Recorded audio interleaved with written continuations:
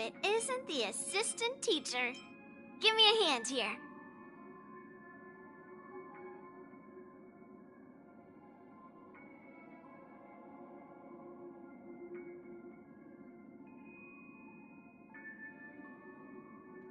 Hello, hello.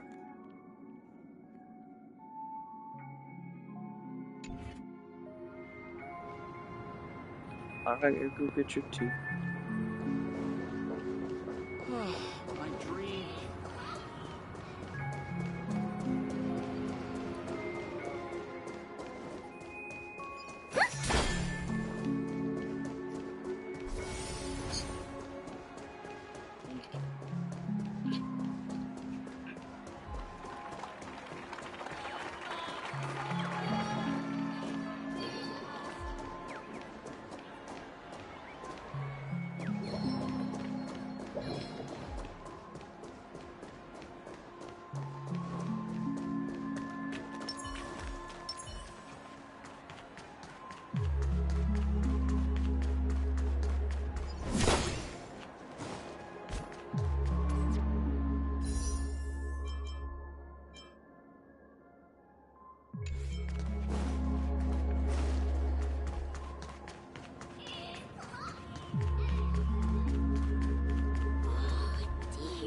It's Mr. Sunday! Oh, Mr. Sunday. Hey there! Okay, see the moon in the sky? It's about the size of the cap on my Soul Glad bottle.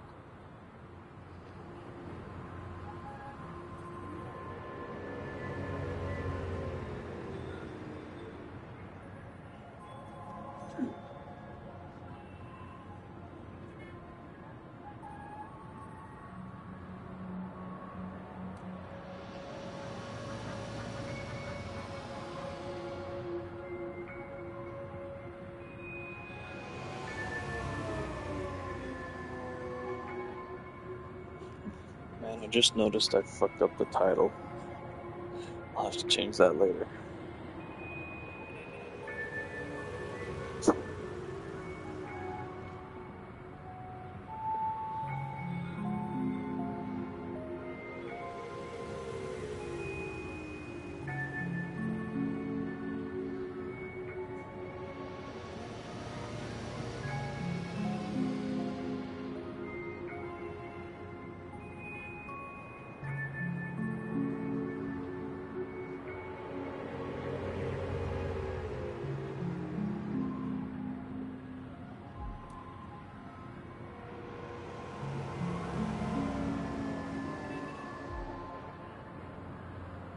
If I just reached out my hand, I could grab the moon.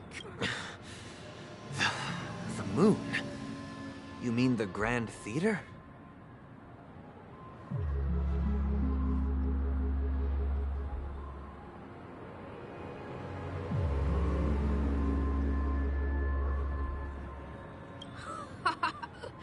Yeah. Look at me. I've been away from home for too long. I must be missing that moon.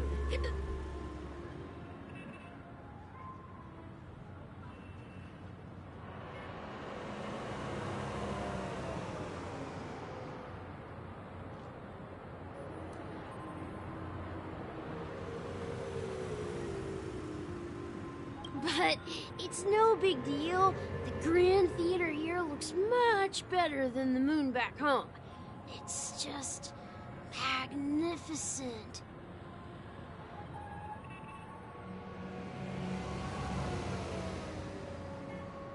They told me not to sell everything I had just to come to Penacony. How short-sighted.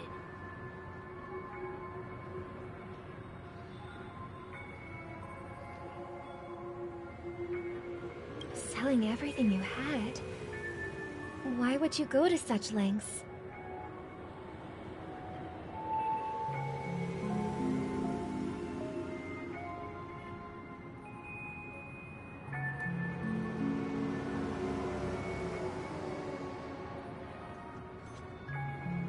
Why? Can't you see? Life back home is miserable. It's not really living at all.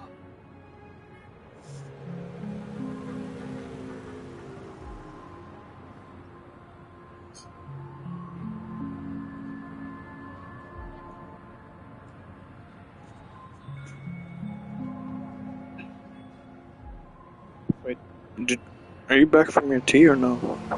It's better to be here at Penacony. No pain, no worries about tomorrow, just sweet dreams. You can do whatever you want. That's what I call living. Yeah, now this is the life.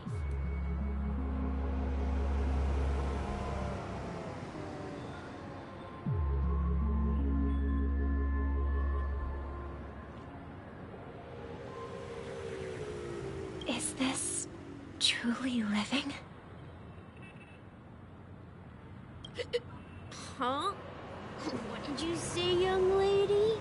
I didn't quite catch that.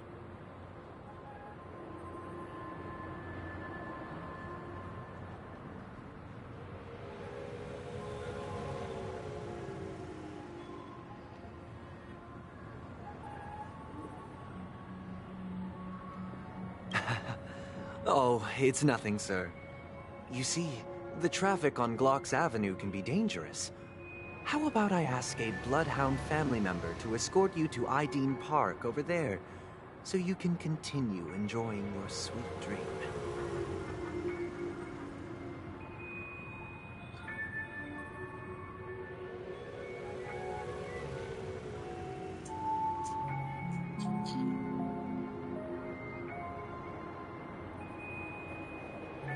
Oh, yeah, that's a great idea. Wow, no wonder you were the leader of this sweet dream.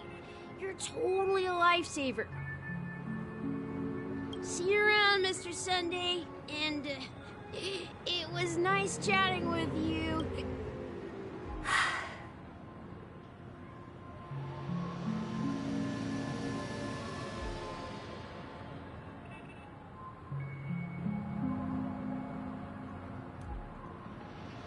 What's up, sister? This is the land of the dreams. But why do they live like this?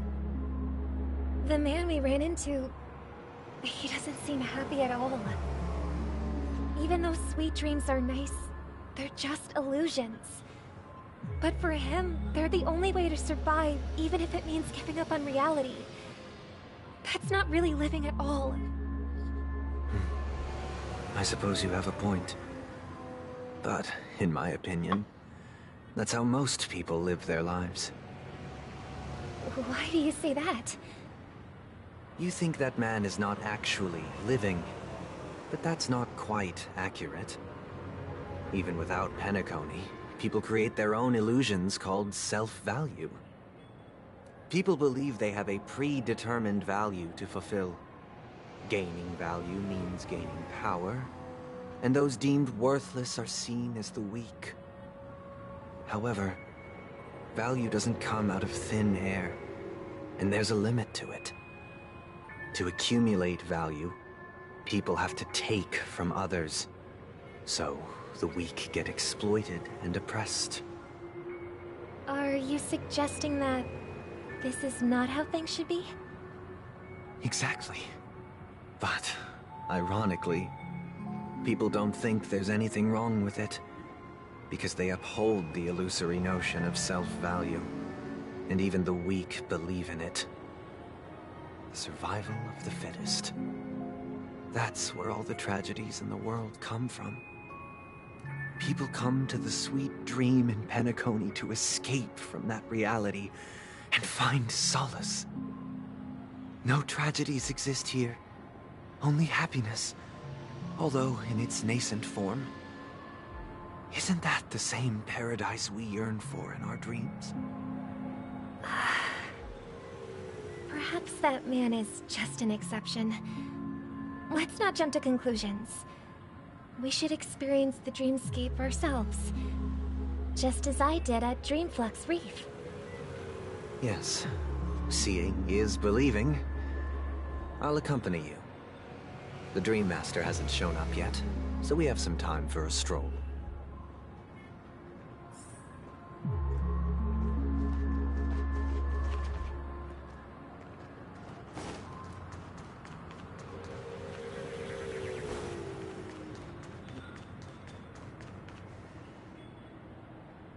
Will of Preservation!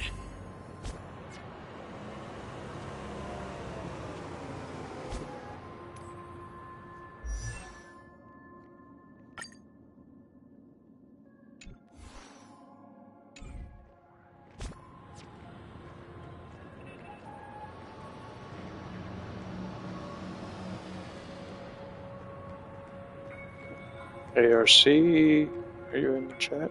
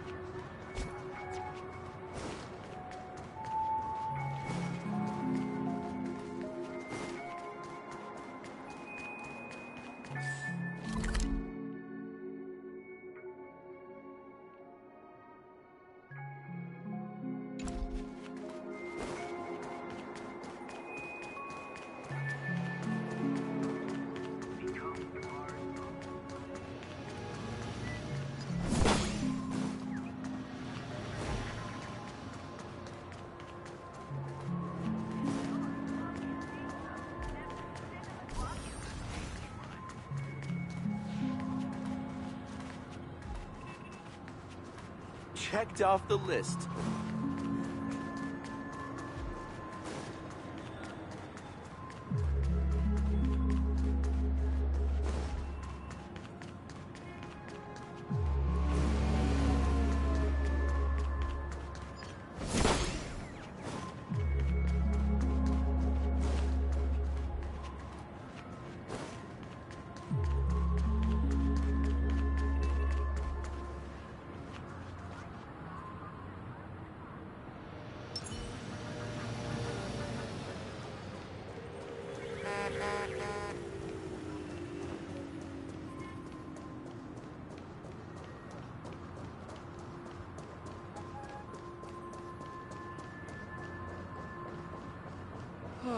My dream.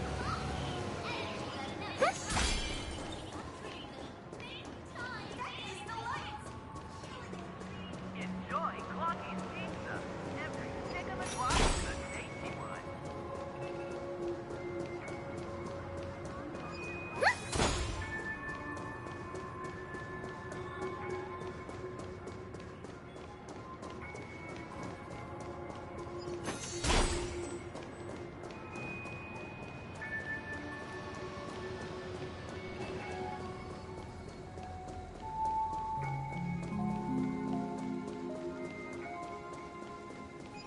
Become part of the family. Raise a glass and enjoy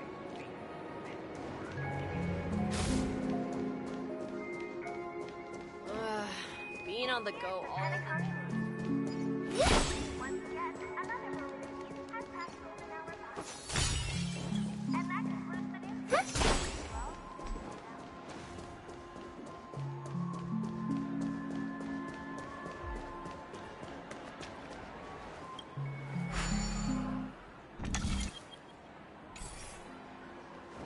This is the one. Not enough credits left?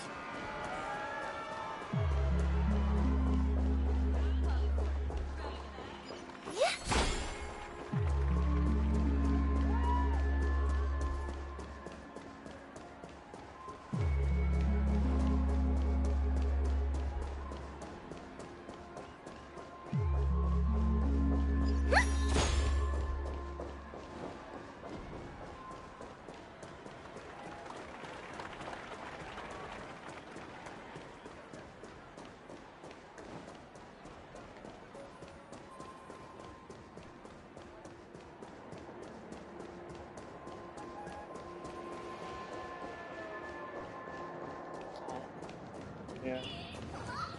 I just think it's a tough time. Hopefully everything will turn out for the better.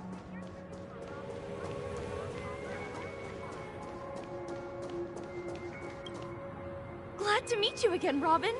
How are the preparations for the Charmony Festival coming along? We're all so excited about it. It's going smoothly. Thanks for making the trip to join the festival. You're too kind, Robin. It's a pleasure to have guests from all over the universe celebrating day and night.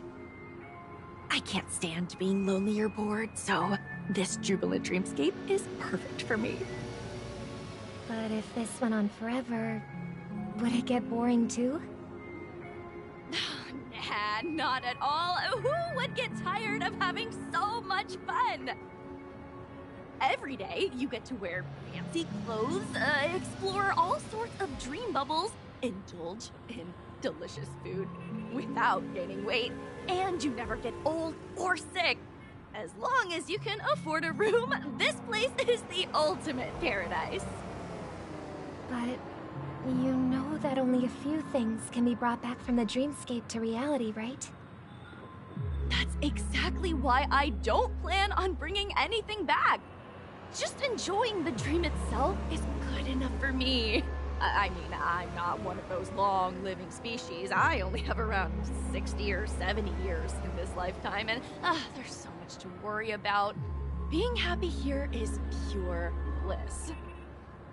Only in this sweet dream can I truly feel like I'm in control of my life and fate. Who would want to go back to reality after experiencing this bliss? I see. I genuinely wish you all the happiness in the world. And I wish you a fantastic performance, Robin! I'm off to the Blue Hour for the ball. See you later.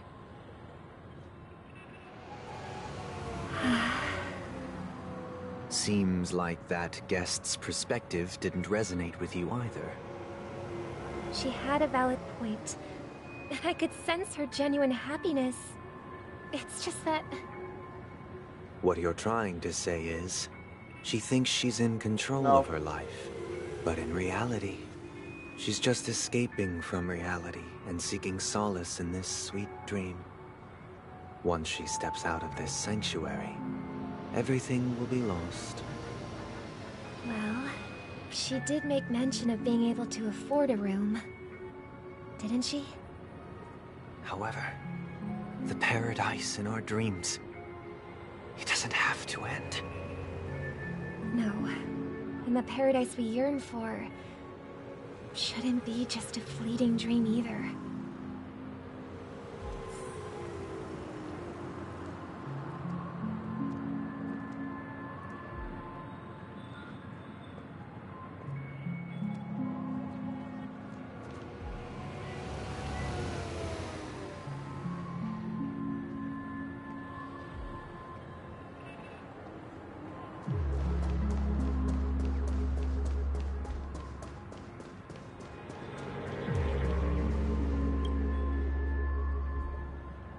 The scenery in this dreamscape is truly breathtaking, isn't it? Oh, Robin. Can't believe I'm meeting you in person here. What an honor. You're right. Even though time stands still in this dreamscape, it always feels fresh. I find something new every time. A philosophical mind. I hope I'm not intruding. Oh, not at all. With little time left, I yearn for meaningful conversations, especially with someone as esteemed as you. Do you mind if we chat? It's my pleasure. No need to be formal. Just speak your mind. You said, with little time left. Please, forgive me for being blunt. But is that why you came to Penacony? Yeah. I was part of a war, and while escaping from the Sarkosian mothership, I got exposed to some radioactive materials. And then, all my comrades died, and my hometown was wiped out by neutron bombardments. I couldn't bear to live with everything I knew gone. That's when I heard about a possible solution here, so I came.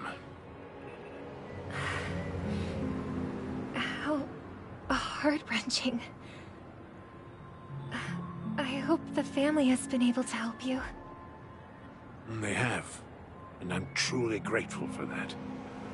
They provided me with a comfortable room, the most advanced life support devices in the cosmos, and a stellar team of caregivers. My physical body is now in the dream pool, sustained by life support. The me you see here is whole, rational, and no different from any other person. But I can't say the same for the me in the hotel room. My true appearance? Huh? I hope you never have to witness it, Robin. So, you'll be living forever in this dreamscape, right? Just being able to live at all is good enough for me. Whether it's in this dreamscape or not, well, I don't really have much say in the matter. My world has been torn apart, and my life could end any second. So, even if this whole place is an illusion, it's still my paradise, and I'll treasure every moment I spend here. How I envy those everlasting things. That old man's story. It's so tragic. Fortunately, this sweet dream gives him joyful memories to hold on to for the rest of his life. That's precisely why this sweet dream in Penacony exists. However, even this sweet dream has its limitations. While it provides solace to the disillusioned, it can't completely eliminate pain in reality. There will be a way out. Penacony is already on the right track.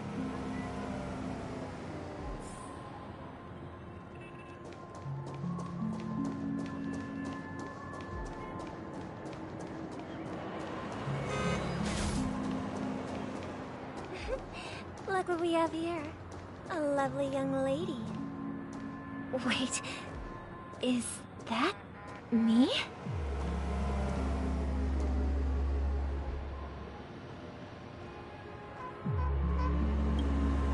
Brother, what a surprise to see you again. Show yourself. Your trick won't work on us. I've heard that a skilled masked fool received an invitation too. That must be you, right? Did you enjoy yourself? Barely. The people here are way too gullible. A little bait is all it takes for them to bite. And they run away at the slightest hint of danger. In other words, they're naive and cowardly.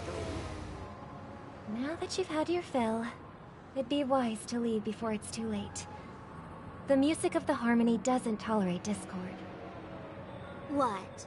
Now that you have the real Robin, I'm useless? Oh, how disheartening.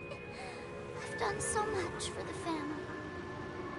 You should be thanking me, because if it weren't for me cleaning up this mess, Penacony would still be in shambles. Don't you think? That was a personal request from the head of the Iris family, and it has nothing to do with us. Step aside and stop causing trouble for the Charmony Festival.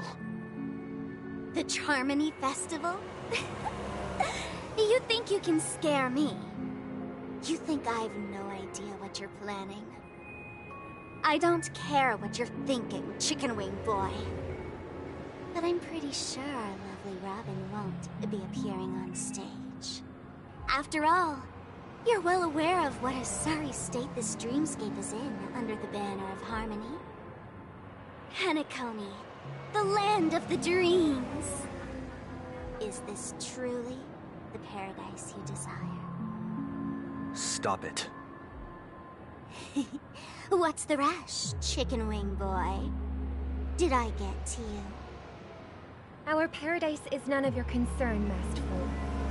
Leave now, or the family won't tolerate you anymore. All right. I'll go. But Robin, I suggest you seriously consider this. Do you really believe those living in dreams can escape pain and find true happiness? Well, I've done my part, and now I'm simply waiting for the fireworks to begin. Here, the last 2 gifts for both of you. And don't lose them. If by some unfortunate chance the Charmony Festival starts against all odds, remember to use them during the show. And it'll be thrilling. Bang! I heard a raven cawing in the distance. It seems the Dream Master will arrive soon.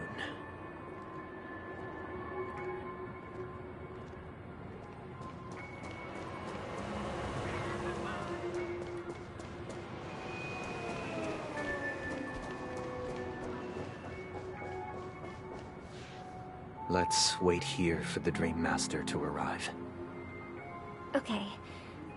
By the way, brother, I heard you no longer have a sweet tooth. Back when we were kids, you used to steal my desserts. Seems like a lot has changed during my absence. What exactly happened? Well, someone has to stay awake even in this sweet dream. But that someone doesn't have to be you, or anyone in particular. You're carrying too much on your shoulders, brother. The paradise in our dreams... It shouldn't be like this. Penacony is nothing more than a dream. It can't erase the worries and pain of reality, or bring true happiness. It only offers an escape from reality. Nothing more. Remember the old man we met earlier? Without this dream, he might have completely lost himself. That might be true, but... even without Penacony, he could have chosen another path. As far as I know, the Intelligentsia Guild has been promoting their rehabilitation techniques for a long time now. That path may have been more ordinary and challenging, but now he's in a comatose state. And that sweet dream has become sort of end-of-life care. His fate is sealed. Is Penacony granting these people a future? Or is it taking it away from them? Well, don't forget this. Not everyone really has a future. The future for humanity is like the sky for birds. People mistakenly believe that flight is inherent to birds because they've never witnessed those birds crashing to their death. Do you remember how we took in that little Charmony dove when we were young? Yeah. We took care of it. Provided food and water, groomed its feathers. And later, when I decided to leave Penacony, I opened the cage and set it free. Well, I didn't mention what happened to it in my letters, because I didn't want to upset you. Shortly after you left, it crashed to its death right in front of your window. I had surmised as much. I knew you wouldn't have avoided mentioning the bird for no reason. Despite that unfortunate outcome, I still believe it was the right decision. Birds aren't meant to spend their lives in cages. They belong in the sky, even if they can't fly. But here's the thing. If there are birds in this world that can never fly, can we really assert that they belong in the sky? Are you implying that the same goes for humans too? Let's take the Astral Express as an example. The Nameless made tremendous efforts to bridge worlds, gaining fame across the universe. However, only a few extraordinary individuals can endure such a perilous journey. That's because the pursuit of the Trailblaze exceeds the capabilities of ordinary humans. Otherwise, why would this path be filled with broken rails an abandoned express, and even a fallen Eon. That's just sophistry.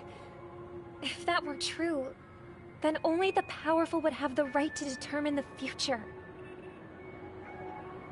Unfortunately, that's exactly what happens. Another name for the future is self-value.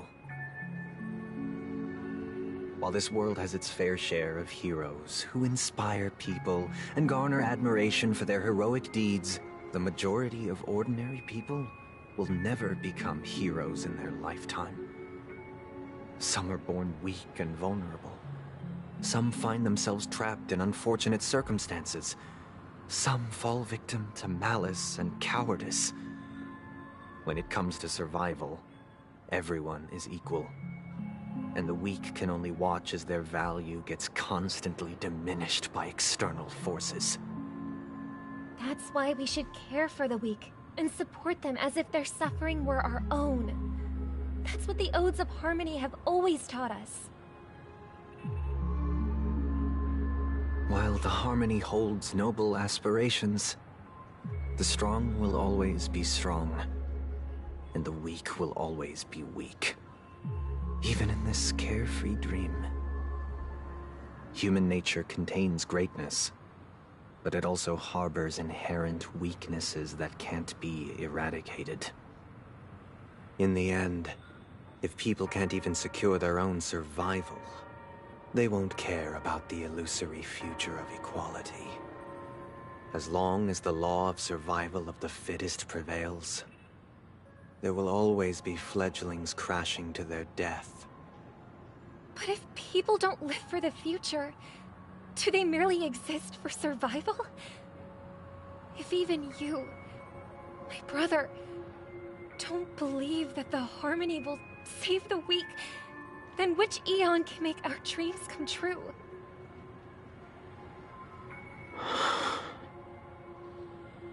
People often forget that when the first bird took flight, the entire world envisioned a future where no more fledglings would ever crash to their death. Are you reading, sister? What are you reading? Mr. Gopher I mean, yeah, now that we have the real Robin, yes. It's about the story of But the earlier, harmonic remember stream. last time, If I could it's the become a fake Robin I'd like to that basically was Sparkle. Dominicus, the harmonious choir. I want Yeah, to Robin's a good guy. spread our wishes so that all can feel happiness and But, joy. her brother I has see. hints of, Then like, I would delusions of summon the grandeur. harmonious choir too. Like, Don't you you hear him talking have about a wish of your own, brother? Of course I do. It's just that it includes your wish and everyone else's. shit, I'm trying to be quiet, I and I long was a little for too a quiet. true paradise where everyone can find peace. Then let's build a stage there and invite everyone to our performance so that both our wishes come true through the power of the harmonious choir. It's a deal then. Yeah, it's a deal.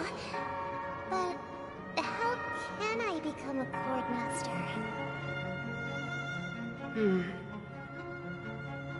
Maybe you will have to become a star first.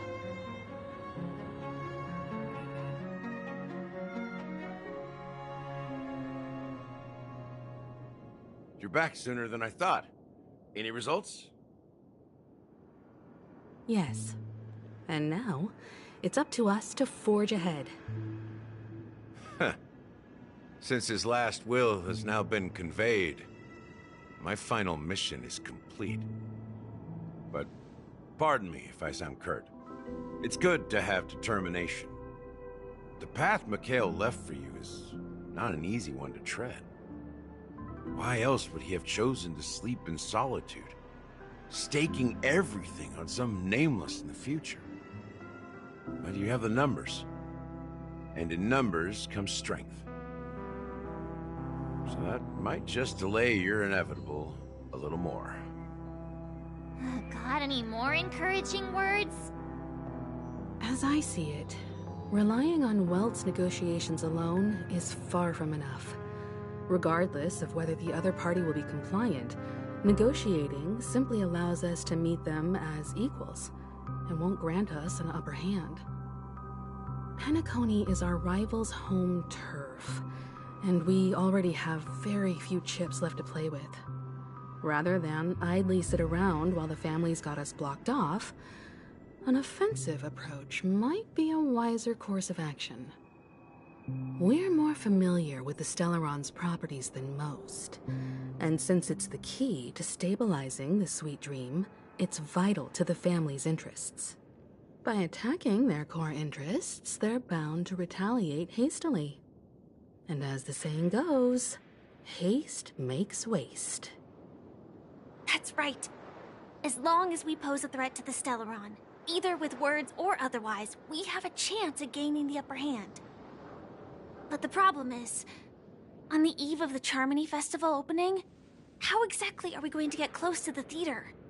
Family security will be airtight, and if we brute force it, even if we succeed, it's too risky. So, no one's gonna say anything?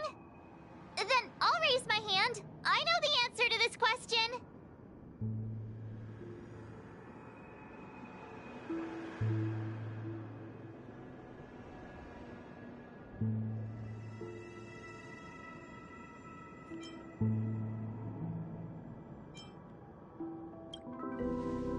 Why are you speaking like the General of the Lawfu? So, I heard that before the Charmony Festival begins, there'll be a pageant to kick off the festival. It's called the Soul Glad TM Festivity Auditions, or something, and it's going to be held in the moment of Scorched Sand. As long as we clinch the top spot, we'll be able to attain the title of Festive Superstar, and be able to personally bask in the graces of Miss Robin. Not that that's important. What's crucial is that we can enter the Grand Theater before the audience arrives. So, how do we go about participating in these festivity auditions? I've already procured special invite tickets from Miss Robin's fan club. To tell you the truth, I had been preparing to join the auditions all along. But now it looks like even if I scrape through, I probably still won't have the chance to shake Miss Robin's hand. So they're still running this thing, huh? It was originally just a publicity stunt, set up by Mikhail to drum up attention. But it looks like it might be worth a shot. We'll follow Marge's plan. Mr. Gallagher, will you be joining us? I'm afraid I won't have the time. As a virtual character, I've already completed my final mission. Whether Penacony can awaken from this dream is all down to you. Should we ever cross paths again? I'd love for you to visit the Express. All right. I'll have to add to that databank of yours you've got on the Express. And Miss Firefly, we thank you for all your support. We're faced with a formidable enemy. As long as the Astral Express and Stellaron Hunter's objectives are aligned, we're willing to cooperate with you. We've already come this far together. I'd like to join you for the rest of your journey on Penacony. I'm pleased that we can finally fight shoulder to shoulder. I couldn't ask for a better ending. This is also the spirit of the Trailblaze. Now, everyone, let's prepare to move out.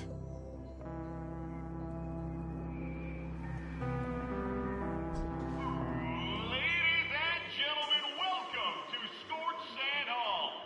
This is where challengers, if you have ambition, dreams, and the drive, dear friends, the next superstar of Penacony. Oh, wow, they've really outdone themselves.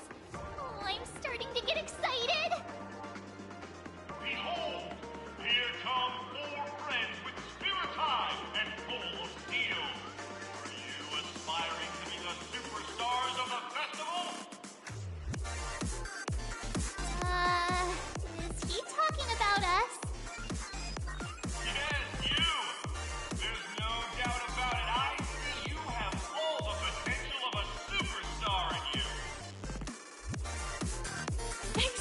me, you four. What are you hoping to get out of all this? As the last group of contestants, how confident are you in overcoming all of the challenges? Would you be open to a brief exclusive interview with us? It'll be quick. Your journey is long and fraught with peril, yet under a sky blanketed by banners, you vie for the crown. The sword and rose! Protect the beauty! The beauty, the beauty! Magnificent and majestic! A knight's head is hard as steel. Brother Lance's focus is stubborn as a heel. We don't all have to be winners, but if we don't have fun, we'd all be sinners. People are pouring in. It kind of feels like all sorts of baddies are showing up. Let's get in there quickly and enter the competition. Ladies and gentlemen, please make way. Make way.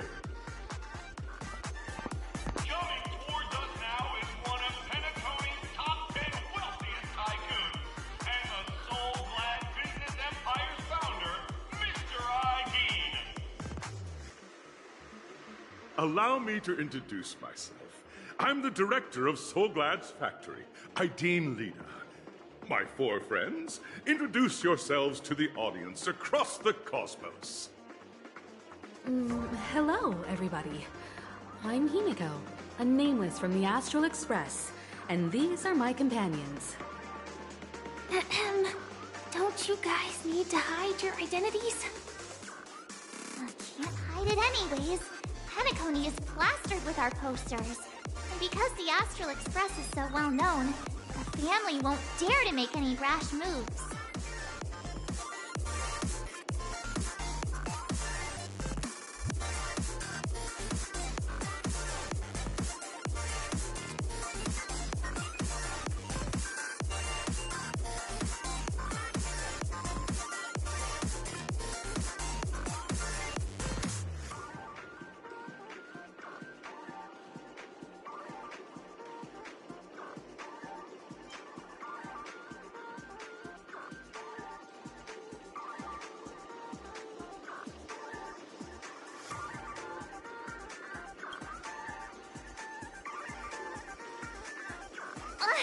Don't expose my net handle to everyone!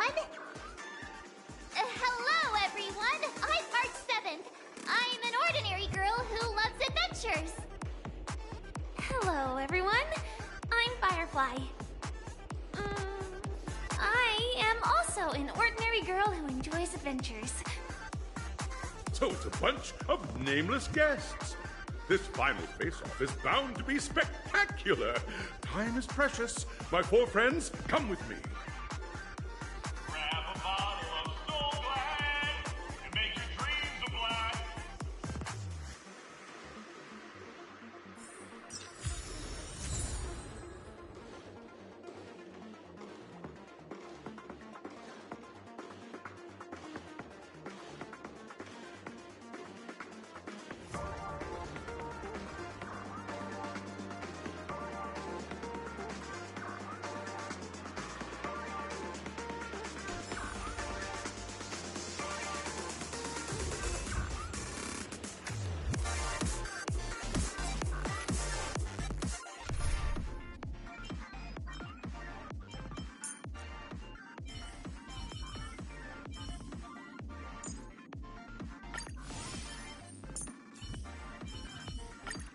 If it isn't the assistant teacher.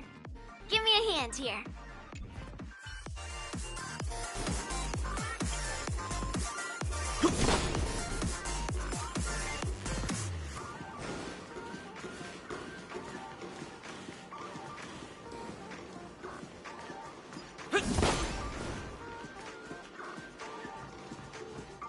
This place is buzzing. That's right. This venue is a miniature representation of that time known as the era filled with boundless possibilities.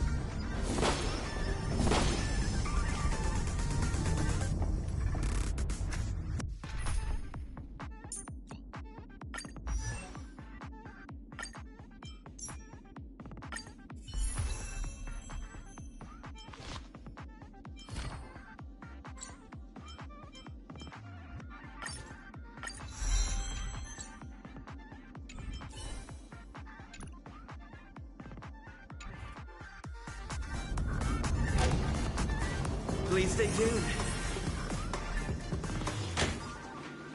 Grab a bottle of Soul Glad and make your dreams a blast. Nameless, your arrival reminds me of the grand occasion when Penacony was first established.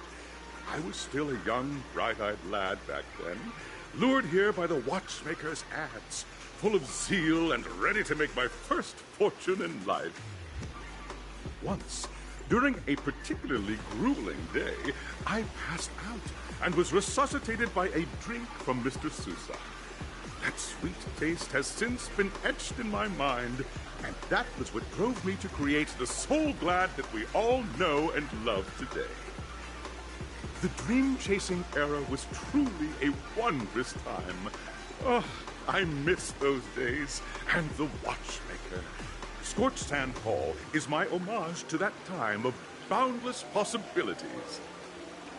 I wholeheartedly hope you make it to the finish and emerge as the next superstars of Penacony.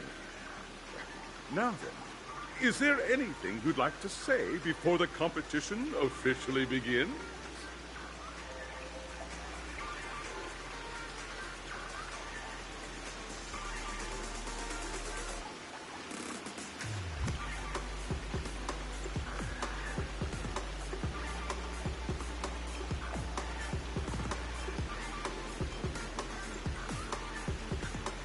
Should I be cocky or not so cocky? That's the trailblazing spirit. How about you, Miss March? Hello, everyone! Next up, get ready for the Mega March 7th Adventure, where I'm going to break the speedrun world record! Trailblazing into the uncharted and challenging the limits. That's Miss March 7th for you. How about Miss Firefly? I hope that by the end of this journey, everyone will have achieved the outcome that they hope for. Ah, a wonderful wish! Miss Himiko, what are you expecting from your team? Safety first, everyone. Simple words, but full of warmth. Waiting for you are 3 stages, each connected to that era. The first 2 stages offer 2 distinct paths to choose from, with unique challenges on each route. And in the last stage, you will face off against a champion who has defended the title to this very day. A beloved contender whose noble virtues are unrivaled. Those are the rules. Simple. Everyone clear? Now, I hereby announce that the 33rd Scorched Sand Festival of the 20th season, sponsored by Soul Glad Enterprises, has started.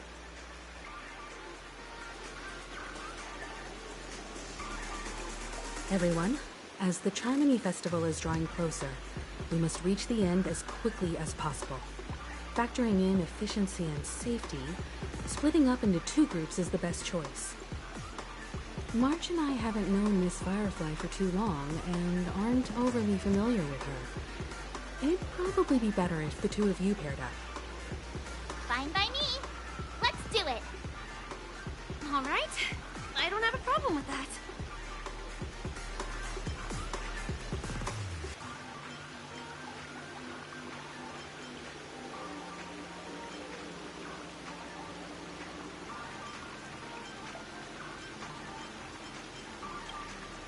We'll split into the assigned groups then. Let's not waste time.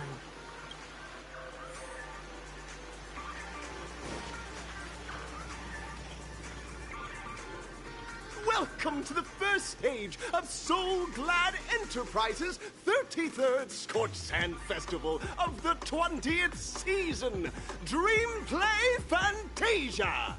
In this stage, you can choose between 2 challenges, the School of Acting or School of Action. In the School of Acting challenge, you have to complete 3 performances from 3 scripts and move the panel judges. in the School of Action. Now, make your choice.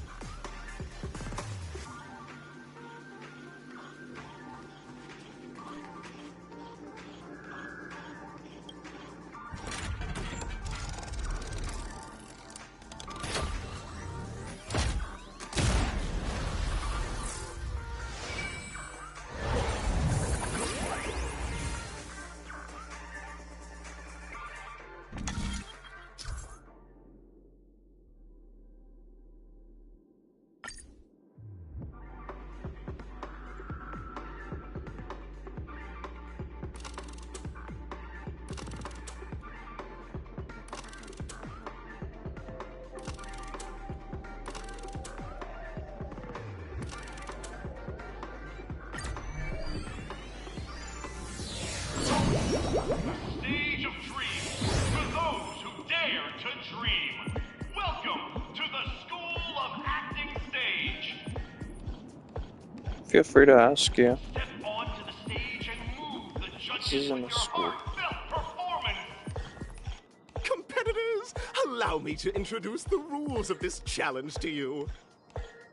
There are 3 stages up ahead. On each, you will find an outline of a script. These 3 scripts were written by the legendary filmmaker, The Watchmaker, and depict various stories from Penacony's era of pioneering. Your task is to bring those moments to life, find the right words, and act convincingly to make the judges feel the script's intended emotions.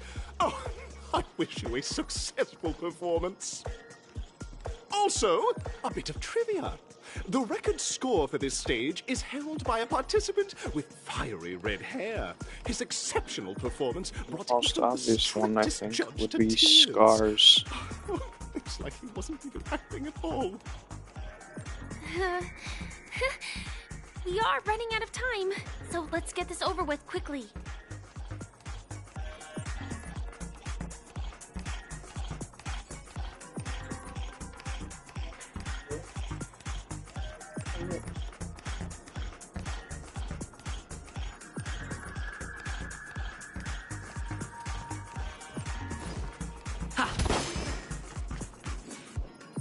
Just take a look at this pair! Such star quality. Since you've come as a pair, I'll prep a 2-person scene for you. You two, are you ready?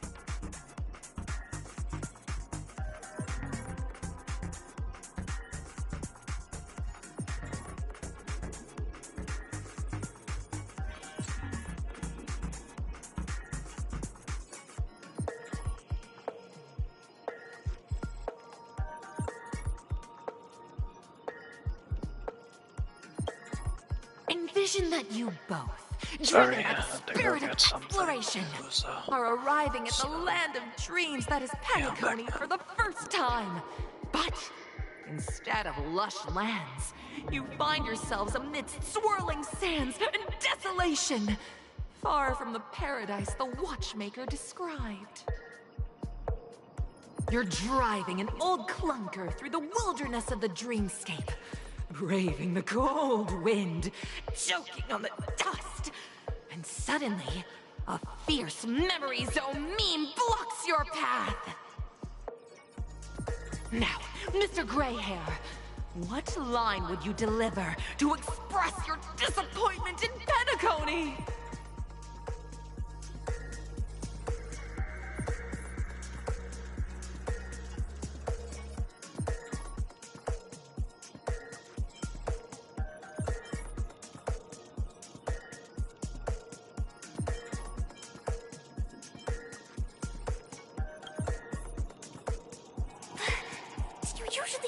Disappointment this way?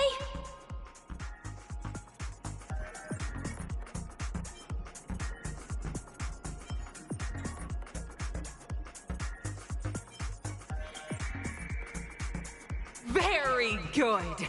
Now, though you're disappointed, your screen partner is conversely very enthusiastic. Now, young lady, you will say... This is great! I love living on the wild side! Very good! Very intense! And then, we cut to the story's next scene. You find a job mending the rails, but the days are long, and your endurance can't keep up, and you finally collapse in the endless expanse of desert! Suddenly, sweet rain falls from the sky, wetting your lips and rousing your spirits. Now, Mr. Greyhair, what line will best express your surprise at this moment?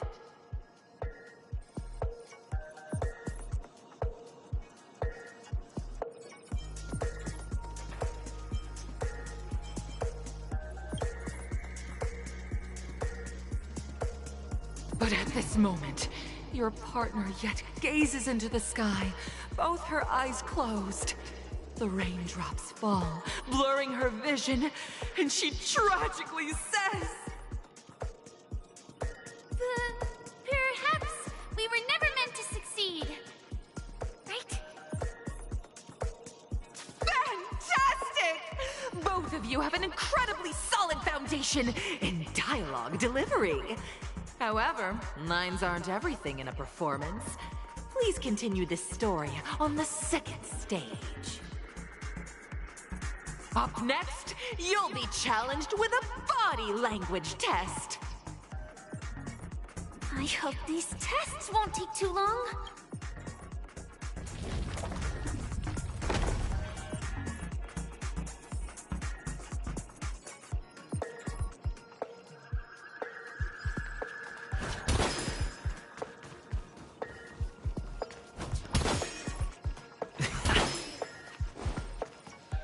Here, you two are required to skillfully utilize body language to portray the story context I've laid out for you.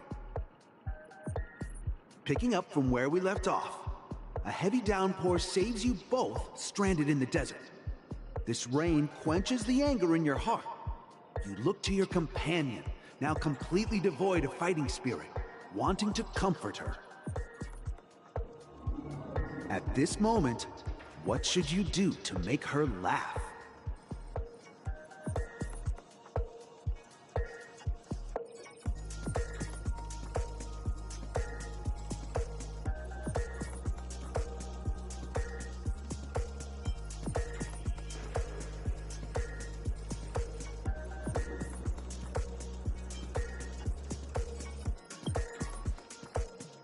The test now is about body language.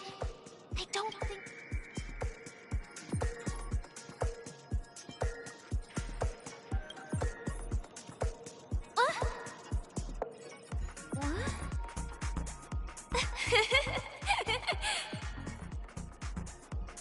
Right answer! Your companion sees you rolling about in the sand and thinks about the arduous obstacles along this journey. She can't help but let loose a laugh, rekindling hope in her heart. And so this girl... Gonna get back on my feet and keep moving forward. A tug at the heartstrings! The story continues to develop. The heavy rain leads you both to sense a business opportunity, so you start venturing into the umbrella industry. But just as the business begins to pick up, competitors start flooding the market with low-priced goods, squeezing your market share. You have no choice. The goods you stockpiled at high prices have to be sold at a loss. This is a pretty self-destructive move, which drives your business to the brink of bankruptcy. At this moment, what would you, who refuses to admit defeat, decide to do?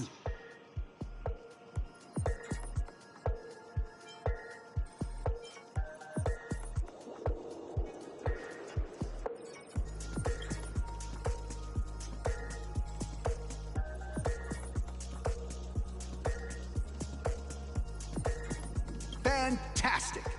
But it's a pity your friend does not agree. Seeing that you're up to your eyeballs in debt, she sees nothing but despair in her future. And then... I leave Penacony in utter disappointment. Is that okay? Of course! Absolutely! I was this close to tears! Both of you possess exceptional acting talent! However, the true test is yet to come. You're about to encounter the harshest judge this show has ever seen. You'll need to rely on perfect performances if you want to win them over.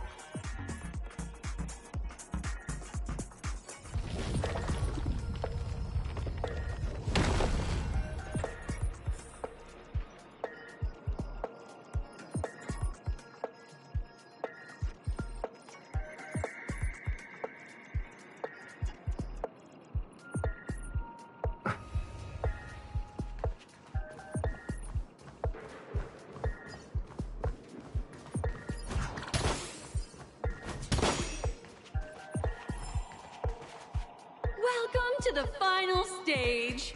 Actually, all the scenarios that you previously encountered were all from the film Once Upon a Time in Dreams. Two companions arrive on Penacony with nothing but a dream. Their desire for achievement is met with continuous setbacks. Ultimately, one continues on, despite spiraling into debt, while the other concedes defeat and leaves. Many years later, their paths cross once more in the thriving Penacony. Yet, they refuse to acknowledge each other because...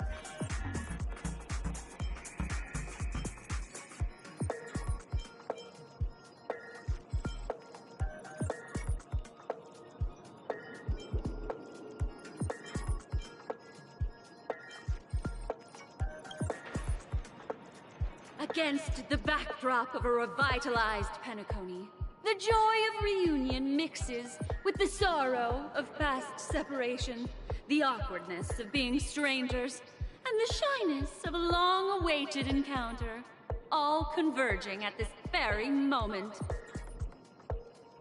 Give it a shot. Try and convey this bittersweet scene to me. Bring it to life with precise and emotive acting. Is this ever going to end? I know! Why don't you try that clockwork thing you used before?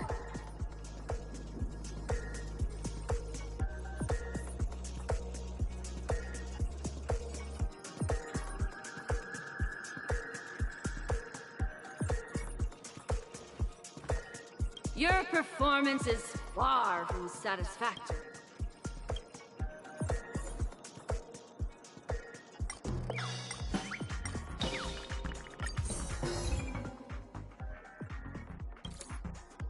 Cut! Huh? We haven't even done anything! It's so touching. Your portrayal outdoes the original. It's simply beautiful. We have passed the test. We ought to hurry up. Stellaron is at stake.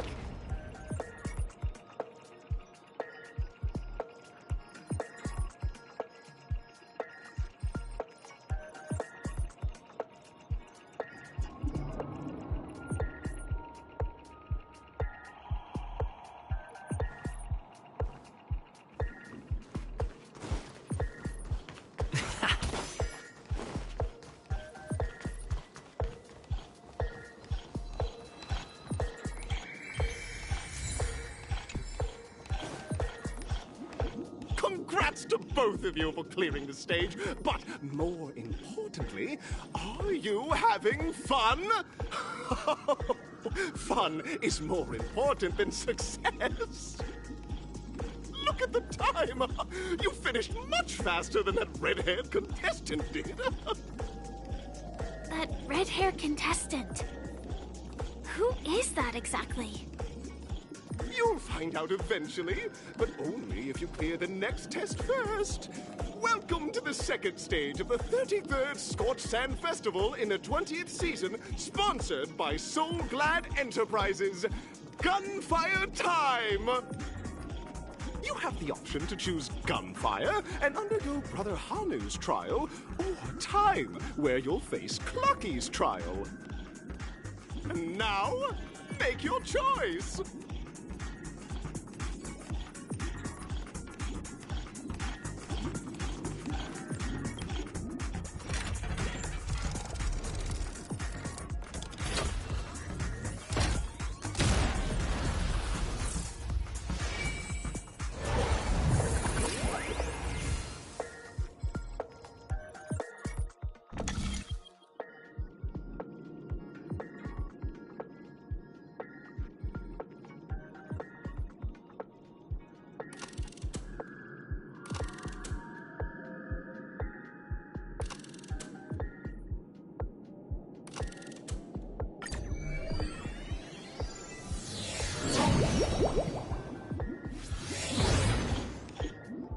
Friends, welcome to the wonderful world created by the Watchmaker.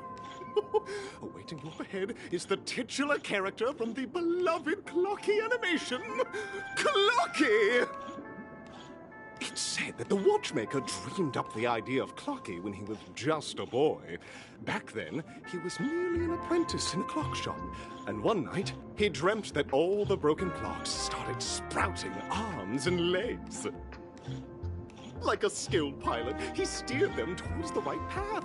As a classic figure who grew up with many, Clocky truly shaped a generation, solidifying the Watchmaker's pivotal role in popular culture. Contestants, may you have a wonderful time with Clocky. The trial of time. I hope it won't waste too much of our time.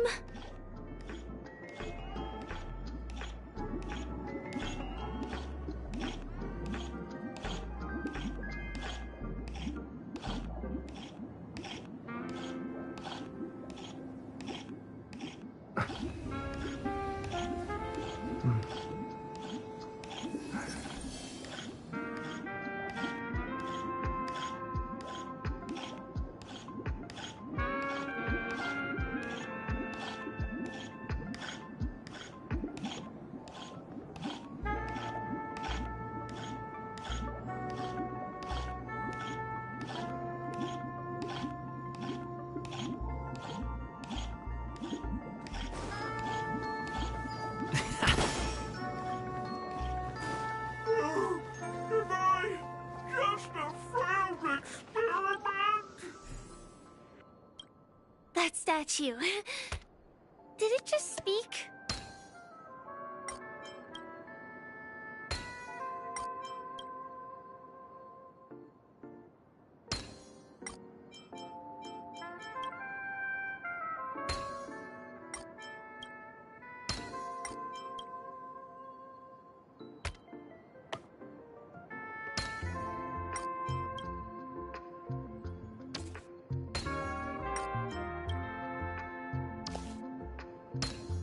So that's how it works.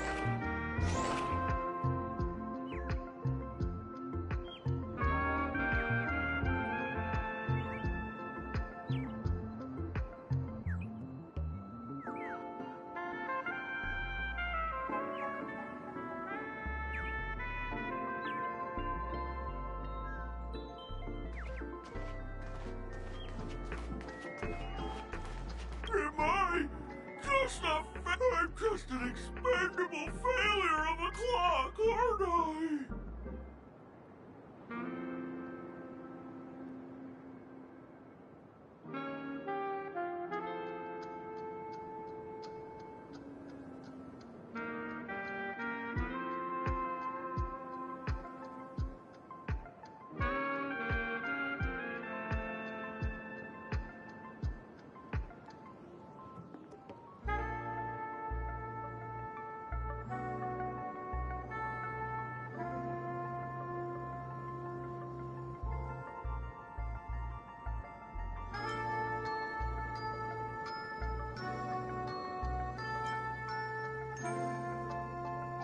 I know that this may sound like an exaggeration, but Penacony is actually in danger right now. Oh, another group of opportunistic challengers. Sorry, though I may be a failure of a clock, I still have my principles. You guys are just like the other challengers. You want to enter my inner self? Then please be my guest. But you won't find anything worthwhile. I'm just a failed piece.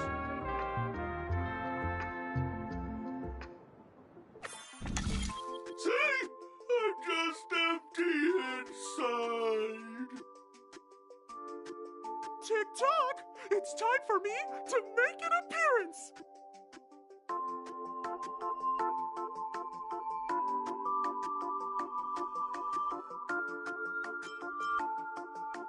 Clocky? I can also see him. Is this character part of the show? In Dreamville, Clocky is everywhere and can do anything! Like, right now, I could solve this problem with your big ticker pal, Tick-tock! I can't believe it's actually Clocky! Why would you come and visit a failure of a clock like me for no reason? You see, we're all clocks. We're family. I want to help you be happy! Tell your pal Clocky what's troubling you. I came across a startling revelation yesterday. Apparently, Dreamscape Ticker isn't the same as Clocky at all. It's just a discarded prototype from Clocky's early development. Please, just leave me be, Clocky. I just don't know how to face you, because I'm just a failure. Oh dear. Seeing it like this is utterly heart-wrenching. But fear not. We're here to help it rediscover the missing parts of its inner self and guide it out of despair.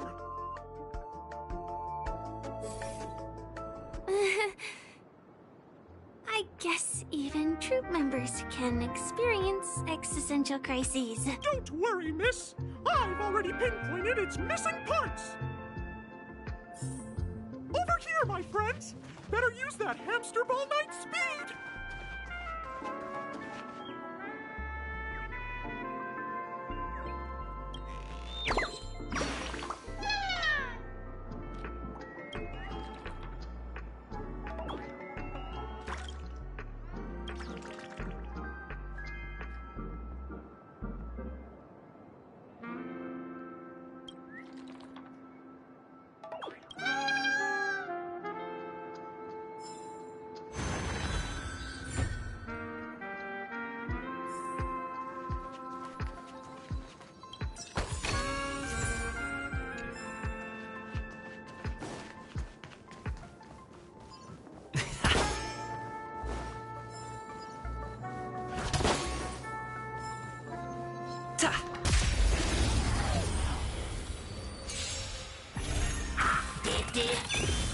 Honored to meet me. Take your positions. The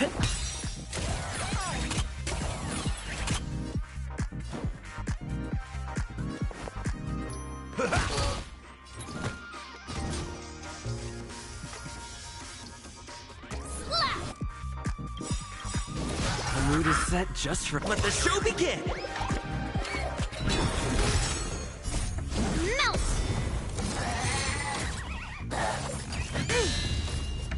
Lead through clouds! Time to twirl! Right on time. Yes, you! Time to twirl! That's all you got. Dreams do come true.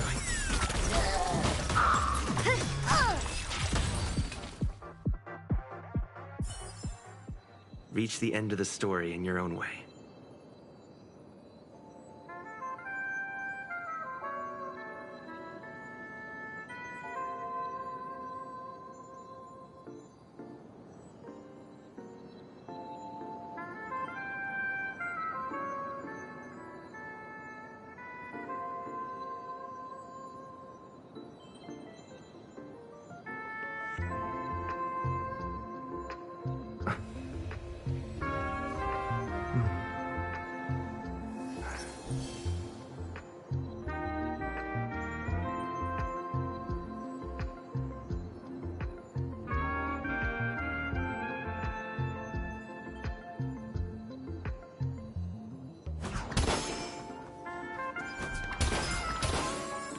This must be one of the missing parts that Big Tigger needs. That's great!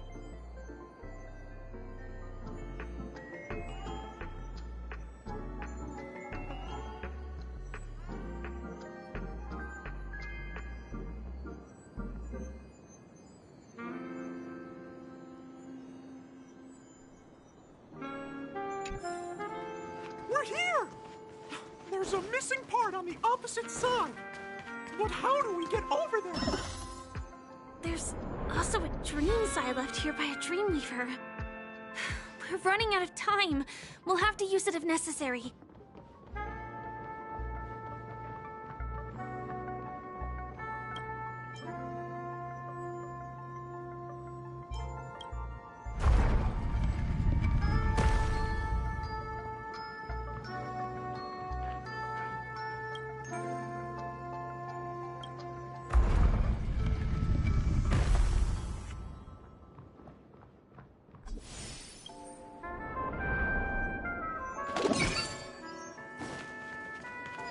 Please stay tuned.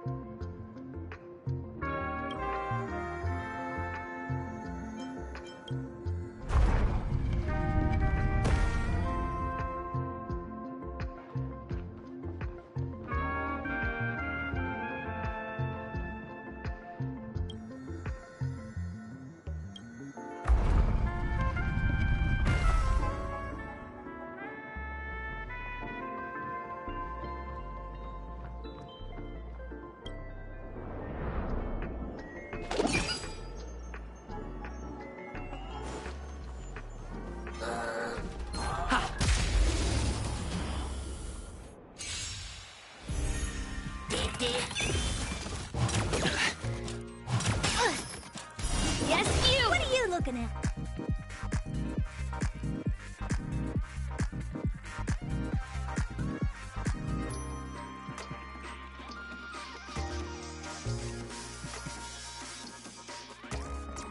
Idle mode. Oh, yeah. Do you know this big diamond? It's all yours!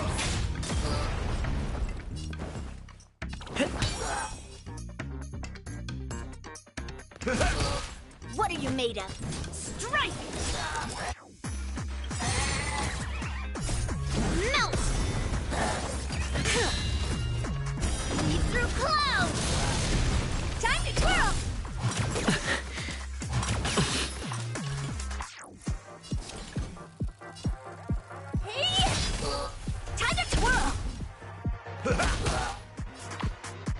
dreams do come true. Again. Yes, you! Honored to meet me. The mood is set just right. Let the show begin!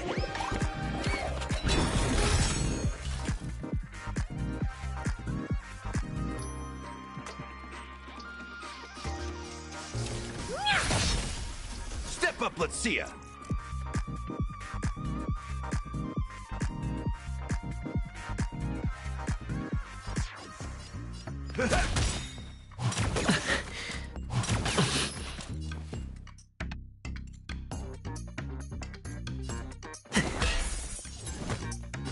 Strike!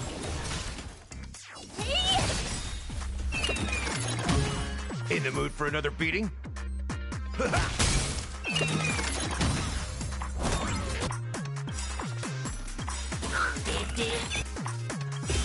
Do you know who I am? This big diamond! It's all yours! Nice like a good... My friends? Indulge yourselves! Melt! Oh dear! Mountains fall! Time to twirl!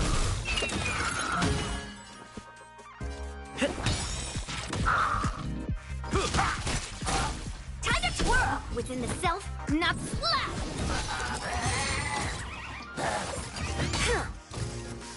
Yes, you!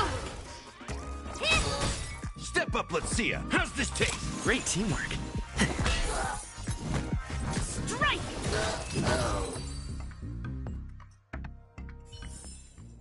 Reach the end of the story in your own way.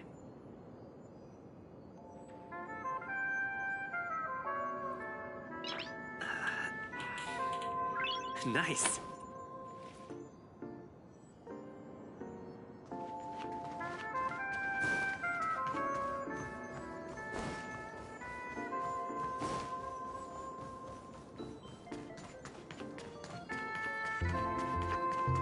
Ta!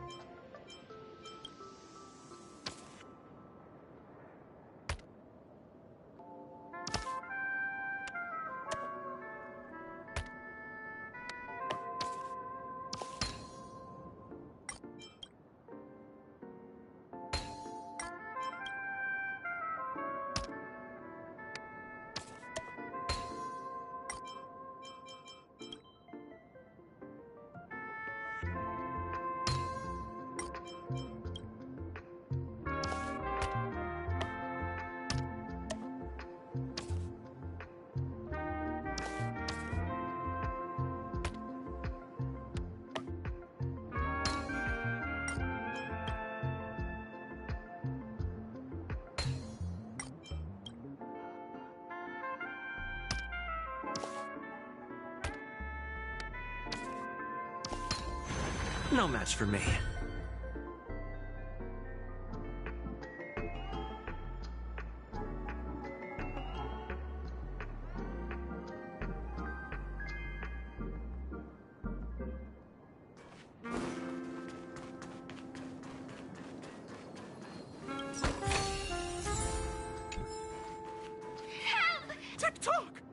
do I hear? Sweet! Help, help, help! Sweet! This fellow's body is boiling hot! Sweet! Is anyone there? Sweet! I can't take it anymore! Sweet! Oh dear! It's an origami bird! What's it doing in beyond Overcook's tail? Is that Cookie, Tweet? Please save me, Tweet! A roasted bird? Oh! This is horrible! Let's save it, quickly!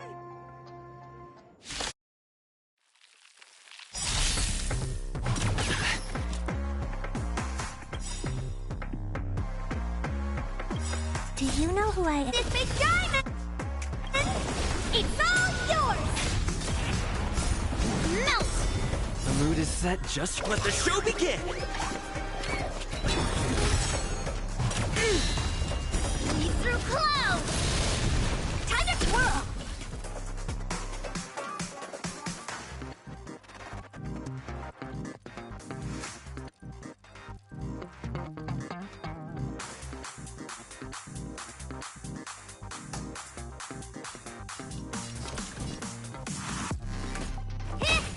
Stay in step. Dreams do come true. Right on time.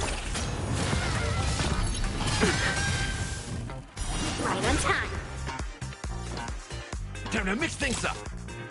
Great teamwork. Nice, like a good my friends. Indulge yourselves! Time to twirl! What are you made of? Strike! What are you looking at?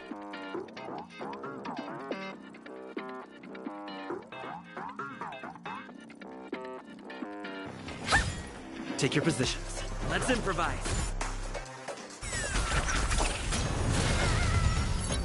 It ain't over. Within the self, not the soul. Slap! Dreams do come true. Feel this. Right on time. The mood is set. Let the show begin.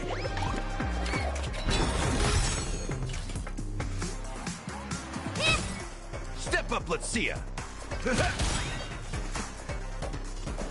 Let's improvise. Nice, like a my friends. Indulge yourselves! Right on time. Right on time. Honored to meet me.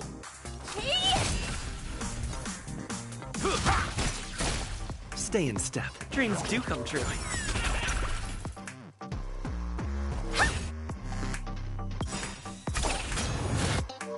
Do you know who I am? This big diamond! It's all yours! In the mood for another beating? Time to mix things up. Great teamwork. Slap! What are you looking at? Melt! Descend to earth! Step up, let's see ya.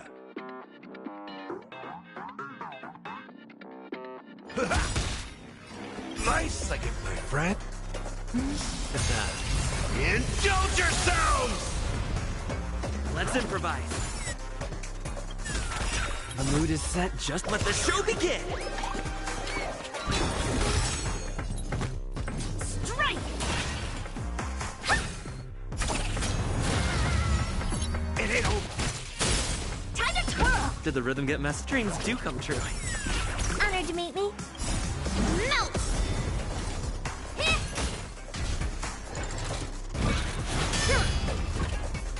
Lead through clouds!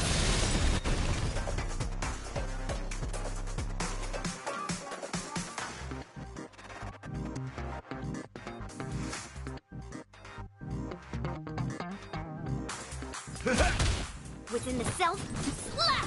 Take your positions.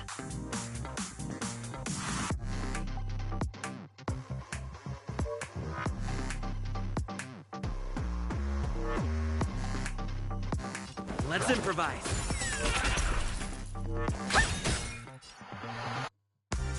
Do you know who? This big diamond! It's all yours! That's an interesting question. I would need like couple hundred thousand subs at that point. That'd be like maybe 4 or 5 years. I don't know if you can hear me at all. Thank you guys, Tweet! I feel I'm about 70% cooked, Tweet! Thank goodness you're okay! But why did you burrow yourself into that fella's tail? Because that fella stole one of Mr. Big Ticker's pots, Tweet! I wanted to help retrieve it, but I accidentally got myself stuck in the oven, Tweet! Go ahead and get it, but be careful, it's hot, Tweet! Oh, I was gonna say, Inner self fragment belonging to the Sweet Dreams troupe? it would be an interesting question, but that's something that would probably take like at least 4 to 5 years after like 100K. I don't know. I'm definitely too small of a channel to really get there. But I mean, who knows? Maybe.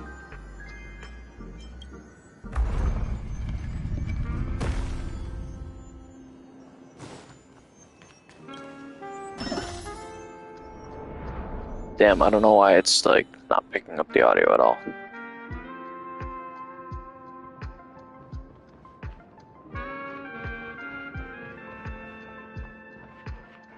Okay, that's a little better.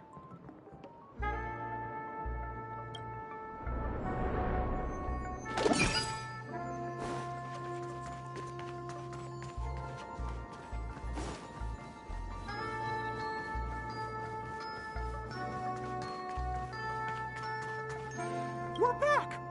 As long as you have these, you'll be able to find closure. Tick-tock!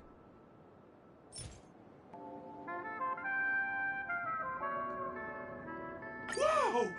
This sudden surge of joy! It's working! Tick-tock! Next, we just need to enter its emoscape, help connect its pathways, and we're done!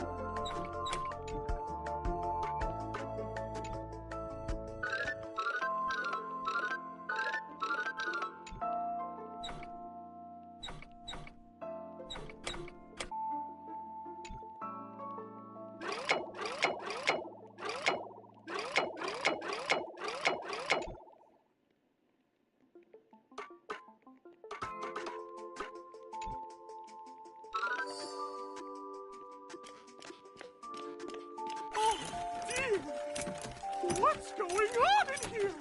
Your inner self is a mess! I'm not qualified to be the real Clocky. Just give up, Clocky. No! This is unacceptable! You have to face your fears!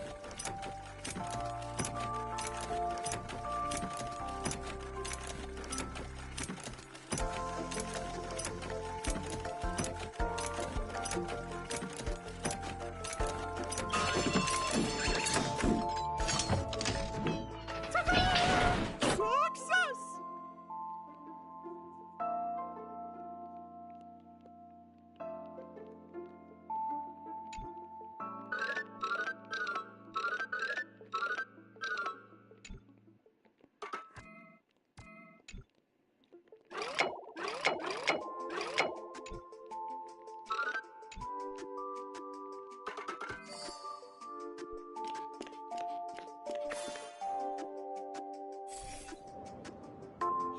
Thank you, Clocky. That wasn't If too not bad. for you, I'd never be It was able the to middle connect part with that was people so like bother. this. You helped me find myself again. No problem at all. As the guardian of Dreamville, it's what I'm here for. Tick-tock! Oh, my friends, you still have other important things to do, right? Go forth, my friends. When the moment comes, all the Dream Tickers and I will cheer for you. It's all done! Victory's in sight. Let's head to the final stage.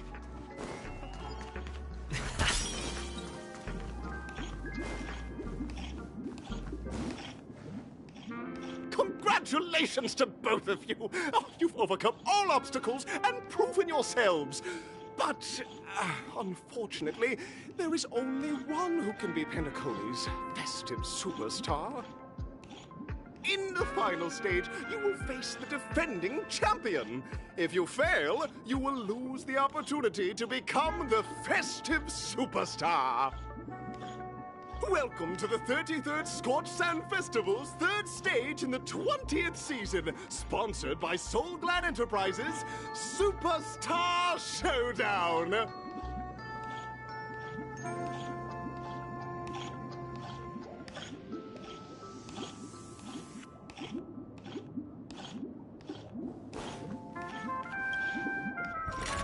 Alright. Third trial to go.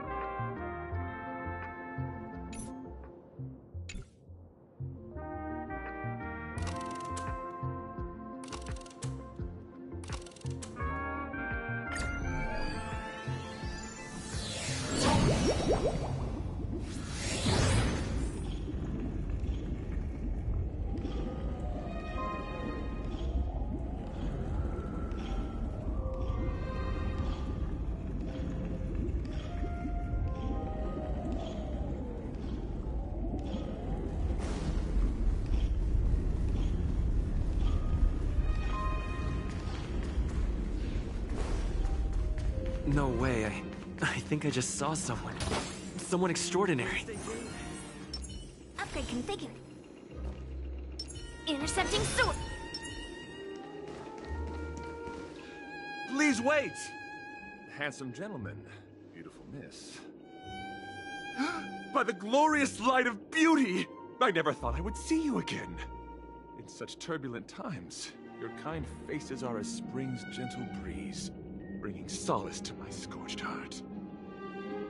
Are you a Knight of Beauty?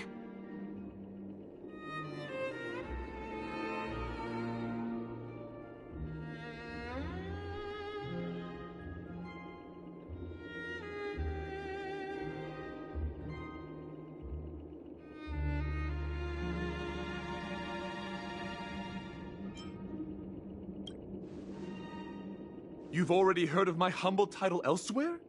I am deeply honored. Upon hearing of the impending festivities, I commanded the one and only to bring me to Penacony with full haste.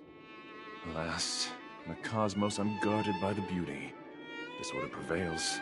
Thus my passage was delayed by tending to the sick and injured. Fortunately, the mini-rabbit mech pilot, stray cat duelist, galactic ninja, and quad-drive Intellitron, along with 32 other souls in distress, all emerged from their predicaments safe and sound. I then led them all here to revel in the harmony just with Night the of the countless Beauty. other splendid beings. Close enough.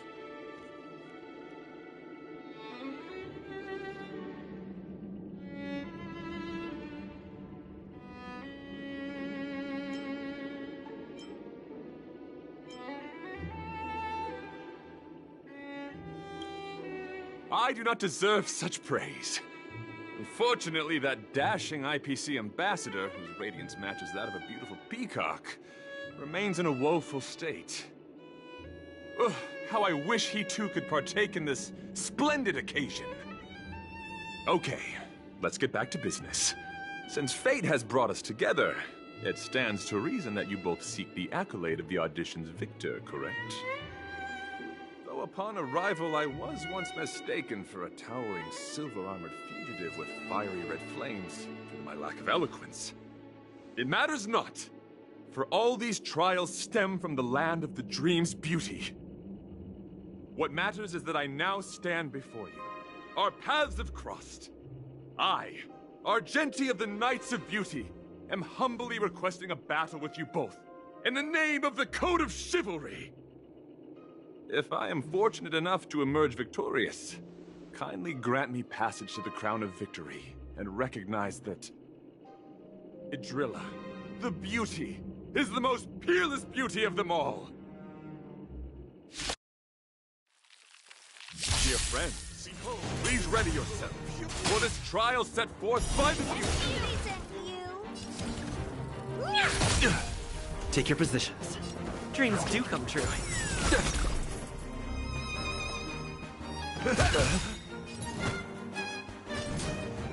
Strike!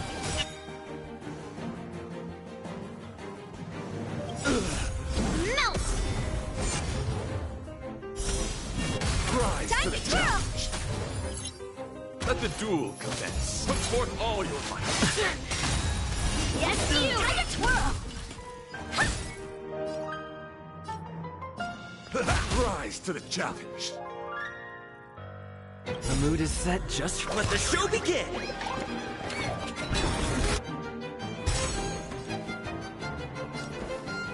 Let's improvise. Nice like a good brute, my friends. Indulge yourselves! Confess! Do you know who I am? This big diamond! It's all yours!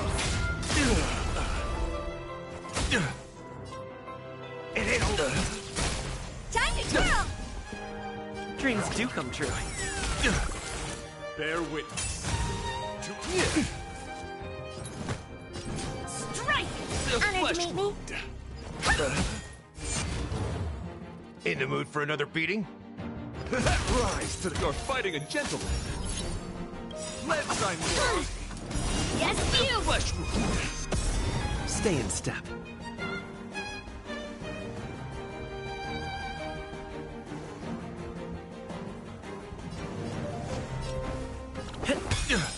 Descend to earth! Time to twirl! Rise to the challenge.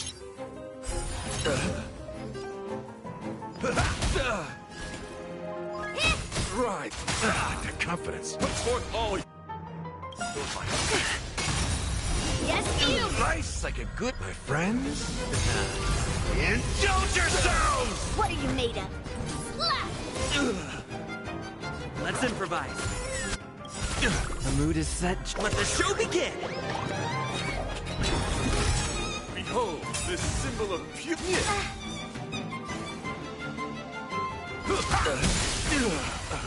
Your convictions, my friends, are indeed awe-inspiring.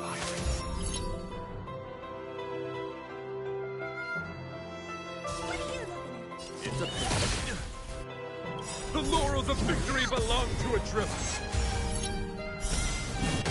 Time to twirl! Rise to the challenge. Strike! Take your positions.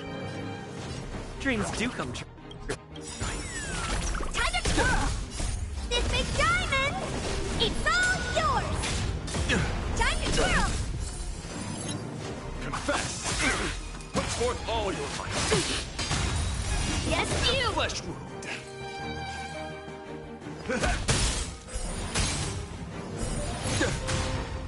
Honored to meet me.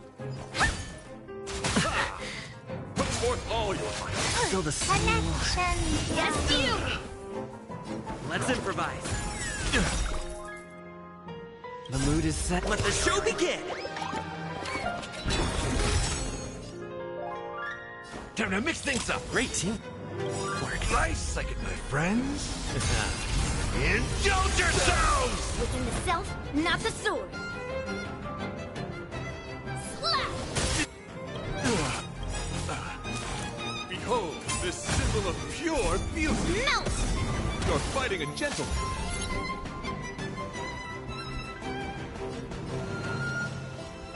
Lead through clouds!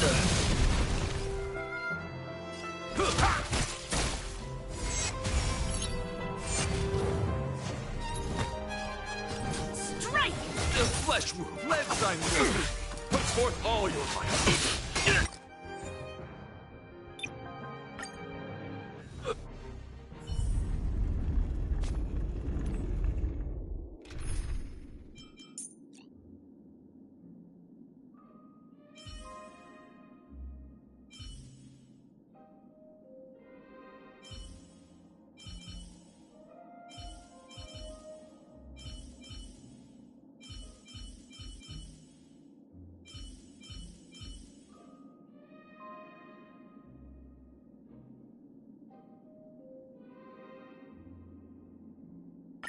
Master Yun Li!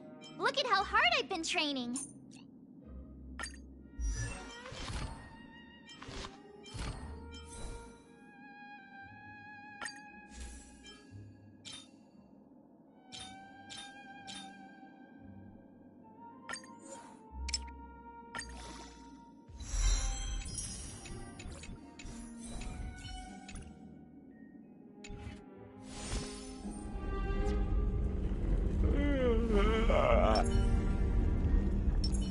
No way, I think I just saw someone. Someone extraordinary. Please wait! Handsome gentleman, beautiful miss. By the glorious light of beauty! I never thought I would see you again. In such turbulent times, your kind faces are as spring's gentle breeze, bringing solace to my scorched heart. Are you a knight of beauty?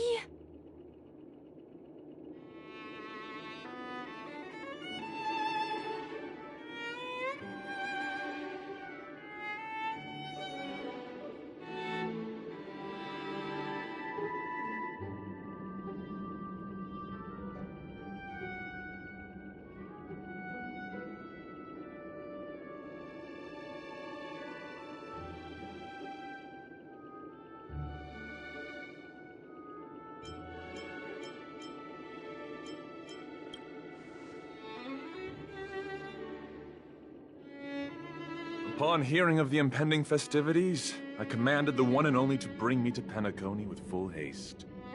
Alas, fortunately, the mini-rabbit mech pilot, stray cat duelist, galactic ninja, and quad-drive Intellitron, along with 32 other souls in distress, all emerged from their predicaments safe and sound.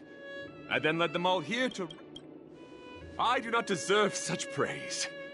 Unfortunately, that dashing IPC ambassador, whose radiance matches that of a beautiful peacock, remains in a woeful state. Ugh, how I wish he too could partake in this splendid occasion. Okay, let's get back to business. Since though upon arrival I was once missed, what matters is that if I am fortunate enough to emerge victorious, kindly grant me passage to the Crown of Victory, and recognize that Idrilla, the beauty... Dear friends, please ready yourselves for this trial set forth by the beauty. Step up, let's see ya. Ready to shine.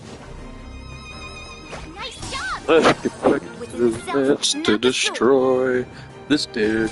Strike. Yeah. You're fighting a gentleman. Put forth all your might. Yes, you. Flesh wound. Yes, you. Time to twirl. Time to show you what I can really do.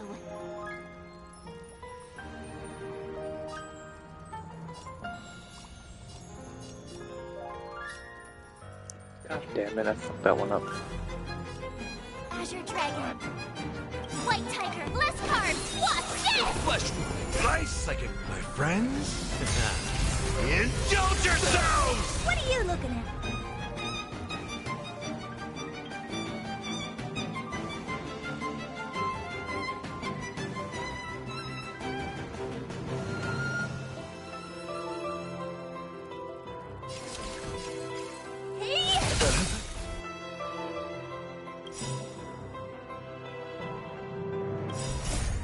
Melt! Do you know who I am?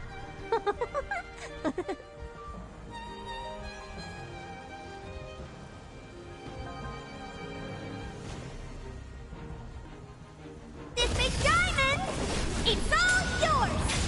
Rise Time to the to challenge. Oh, I get it!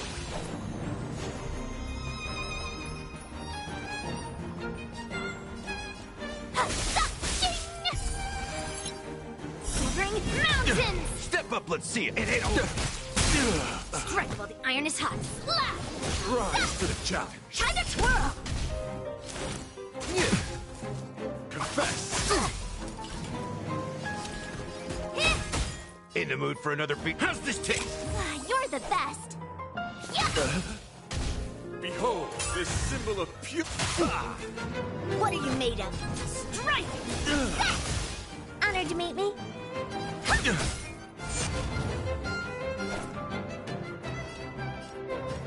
Yeah! Awesome! Watch this! Let the duel commence. Time to show you what I can really. Azure Dragon, White Tiger, less cards. Watch this! Let's sign one. Step up, let's see ya.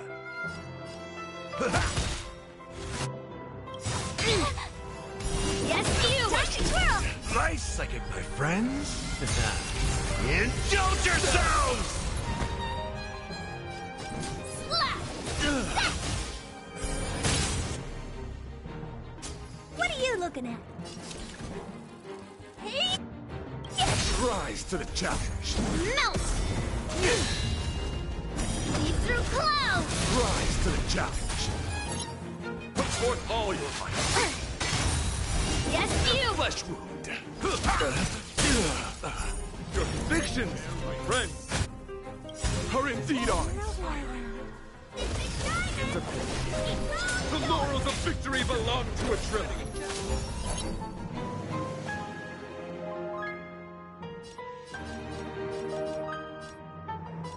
Yeah! Oh, I get it! Now watch this! Time to twirl! Honored to meet me.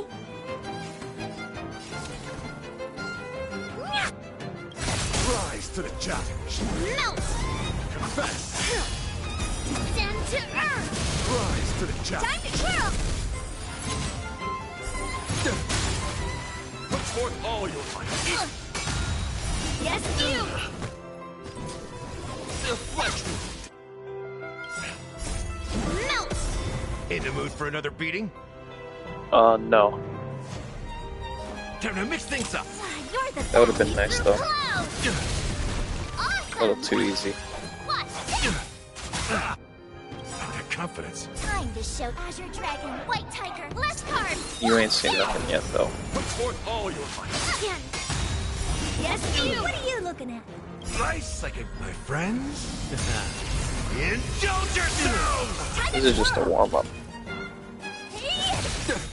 Strike while the iron is hot. Slap! Rise to the challenge. Step up, let's see ya. and it'll rise to the challenge. Rise to the challenge. Behold, this symbol of pure Do you know music. what? This big diamond! It's all yours! Let the duel commence. In the mood for another beating? How's this taste?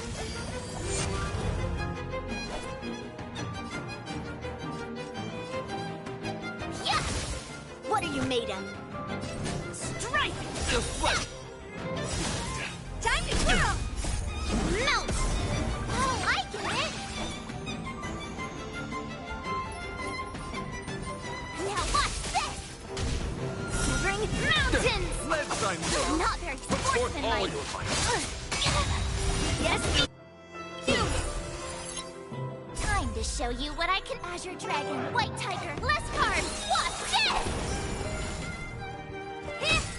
Time to twirl! Rise to the challenge. Yes, you! Time to twirl!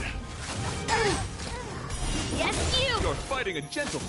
Put This is forth all hard. your might. Yes, you!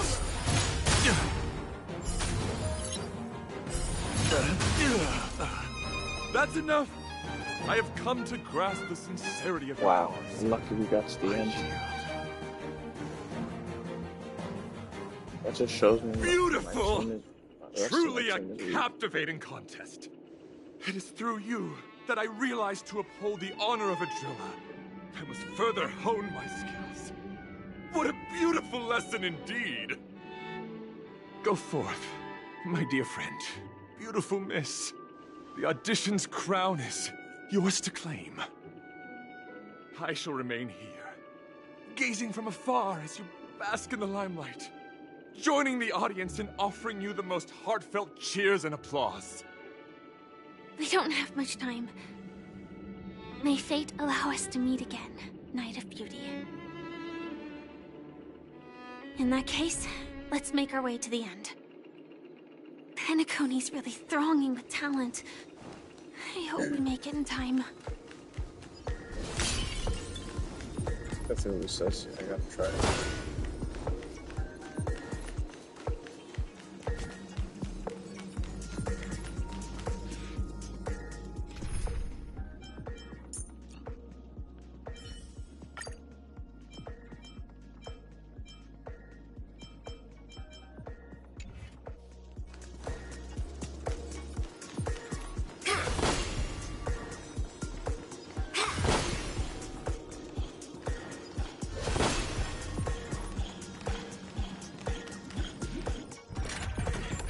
Now for the final venue. That's the big show.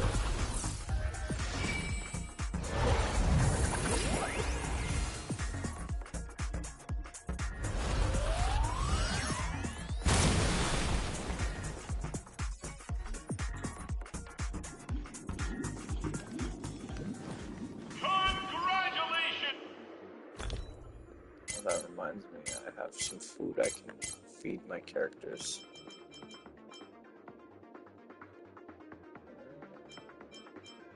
I can't like this.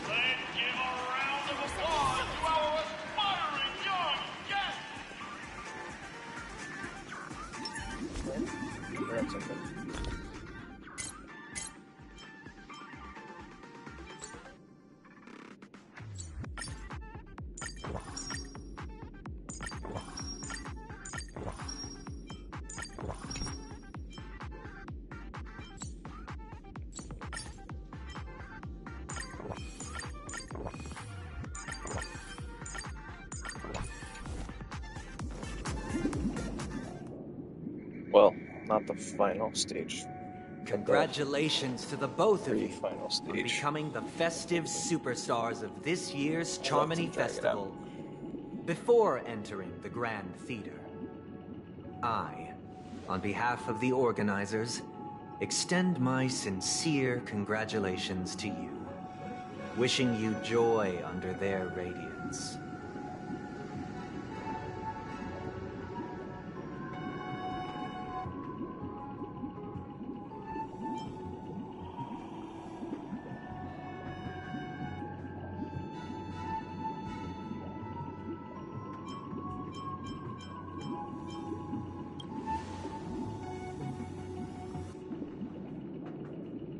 As previously promised, my sister, Mr. Yang, and I have met with the Dream Master. We delved into the truth about Penacony and its Stellaron, and have come to a consensus. Both I and the Oak family cannot acquiesce to your request. We acknowledge the perspective of you, Nameless. Penacony does require change, but not as you propose. The planet of festivities cannot and will not revert to a place characterized by chaos, disorder, or anarchy. Through your journey of overcoming obstacles, you must have glimpsed the essence of that era. The vulnerable ruthlessly eliminated, equality non-existent, common folk living precarious lives, eking out a dreary existence. Ultimately, only heroes like yourselves manage to achieve success. But I would dare ask, if you did not possess the special status of having a Stellaron, and you were but an anonymous and frail member among the masses, which Penacony would you prefer? A dystopia for the survival of the fittest, or a sweet dream paradise for all?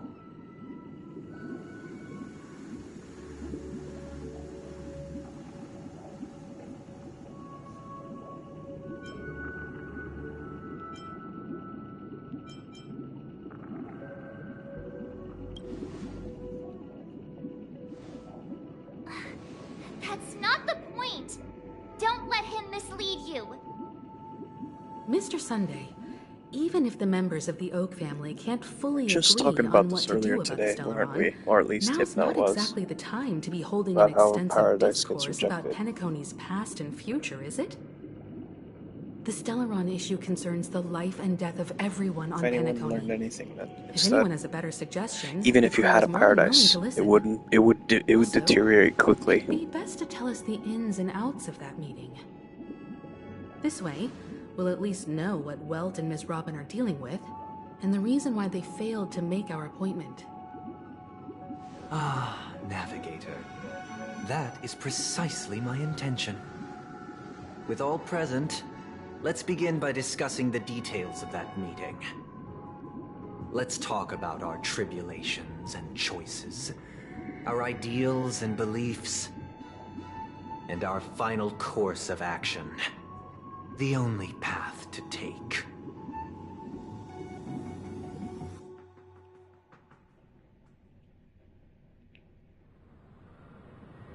You mean to say that for the longest time, there have been scoundrels who would use the Charmony Festival that I have bequeathed to the masses as a tool to realize their ambition? Indeed, Dream Master.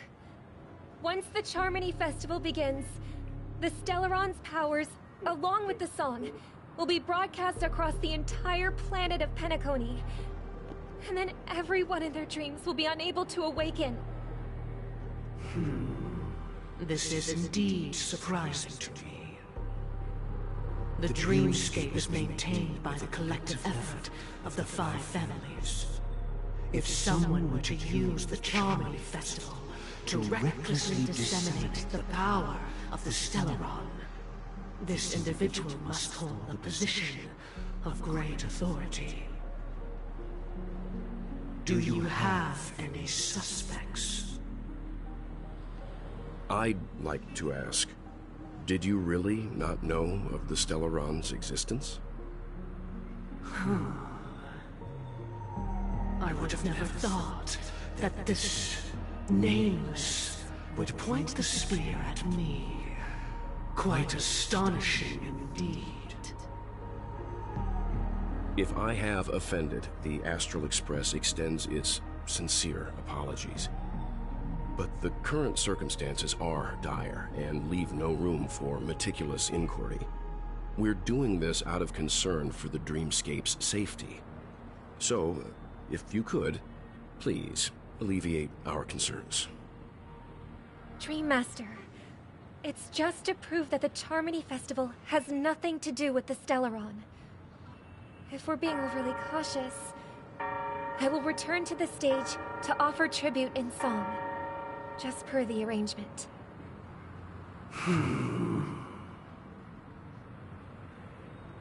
Sunday, Robin. I've watched you two grow up, and know your dispositions like the back of my hand. Both of you, right now, can surely be lauded as their most devout advocates. I already know your resolve, the magnitude of this matter. Sunday, might I will do as you command. Robin, could I entrust you to be present as a witness, to document the truth, and to proclaim my innocence, so that all slander may be utterly dispelled? I will do as you command. May thy will be carried out on earth, just as it is in the heavens. Oh, triple-faced soul, please sear his tongue and palms with a hot iron, so that he will not be able to fabricate lies and make false vows. Let us begin. There is nothing else to prepare. Understood. Question. Have you devoted your life to your god, never worshipping other gods? Naturally. Do you love your god as you do yourself, always heeding their admonishments? Naturally. Have you strayed from the path expected by your god, betraying their name? Never. Have you ever been inordinate with your asks of your god, coveting more than the foundation of the creation itself? Never. Then, a final question. Do you swear to fulfill all vows, past, present, and future? With the Eon as my witness, if I do not deliver on my words, or if I renege on my vows, may I be cursed in accordance with divine law. They have seen your faith, and have endorsed your faith. With this, it can be evidenced... Just a moment. What is it, Mr. Yang? I have another question I hope to have answered. To my understanding, the family's harmony and prosperity have never relied on so-called divine laws. The god you both mentioned, are they truly Shive? Mr. Yang should know that those belonging to the family toil together as if they were kin, embracing solidarity and unity under their light. All duplicity is laid bare before the harmony. Such a delicate and complex symphony. Which other god could perfectly harmonize this, if not for the Great One? Shibe. Perfectly harmonize. Therein, lies the problem. It isn't an outsider lurking in the shadows who changed the harmony, but a dissonance that has surreptitiously emerged from within this very symphony itself. In the distant past, there existed an eon. With one flick of the wrist, they crafted the laws of the cosmos. Their followers formed the Beyond the Sky Choir, spreading solemn and reverent hymns throughout the universe. Later, they fell. The route traversed by this eon clashed with the harmony, ultimately being absorbed and fused into it. The chorus that once reverberated across worlds fell silent, and when it echoed anew, it was transformed into the hymn of harmony. Though an eon may perish, paths with no masters still linger. In the all-forgiving harmony, echoes of bygone dissonance may subtly arise. Mr. Yang, being overly astute can be a detriment, especially when you find yourself alone and without allies. So this is how it is. For the sake of our grand cause someday, please afford these two an opportunity to rest. What?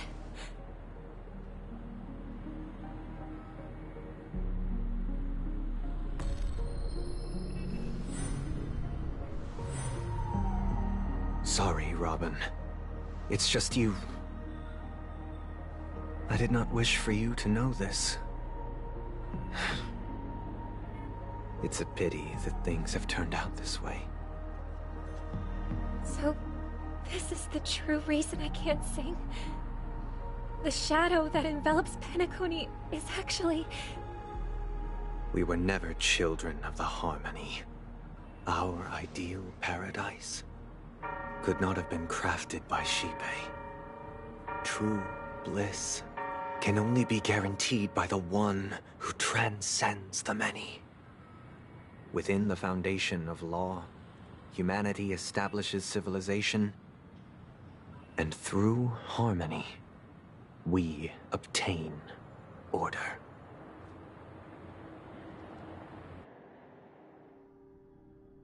Unbelievable. To think that there would be remnants of the Order on Penacony. What have you done with Mr. Yang and Miss Robin? Don't worry. I just gave them some time alone to ponder their fates. You should know that these actions make you an enemy of the Astral Express. Should we need to stand against the Nameless, it would only be myself and the Oak family involved. But we haven't reached that point yet, have we? Your efforts for the justice of Penacony are evident to everyone, and have been widely observed.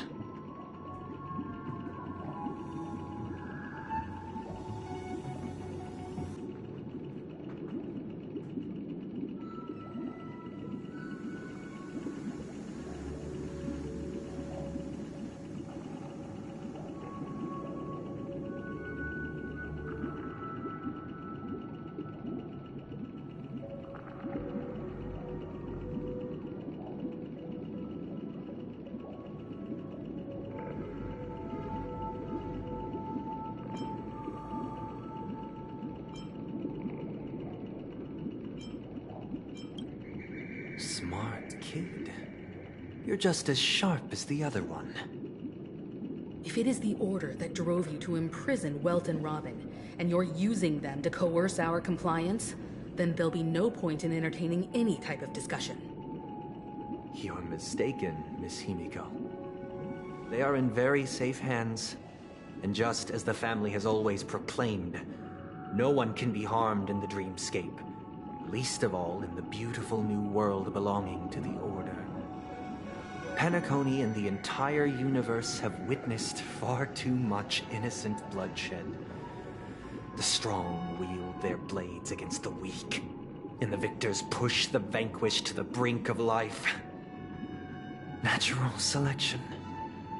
the world abides by this principle, establishing the well-being of humanity atop the corpses of the downtrodden. Only we, or rather, I, possess the power to put an end to this farce. So you've decided to resurrect a dead Eon? No one's ever done such a thing.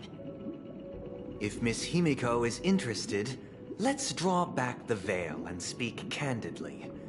I've always firmly believed that people can understand one another through peaceful means. I'm willing to divulge the unembellished truth as to the intentions of the Order's Pathstriders, so that you will make better judgment for the Astral Express, for Penacony, and for this stretch of the universe. Words can hardly do justice to the beauty of that ideal. So, come with me, everyone. Let us retrace our steps and see once again where this road leads. Huh? Where'd he go? Welcome. This isn't any location in Penacony's dreamscape. It's my inner world. The reason the scenery before you remains unchanged is because your consciousness has drawn on similar concepts to fill in the gaps.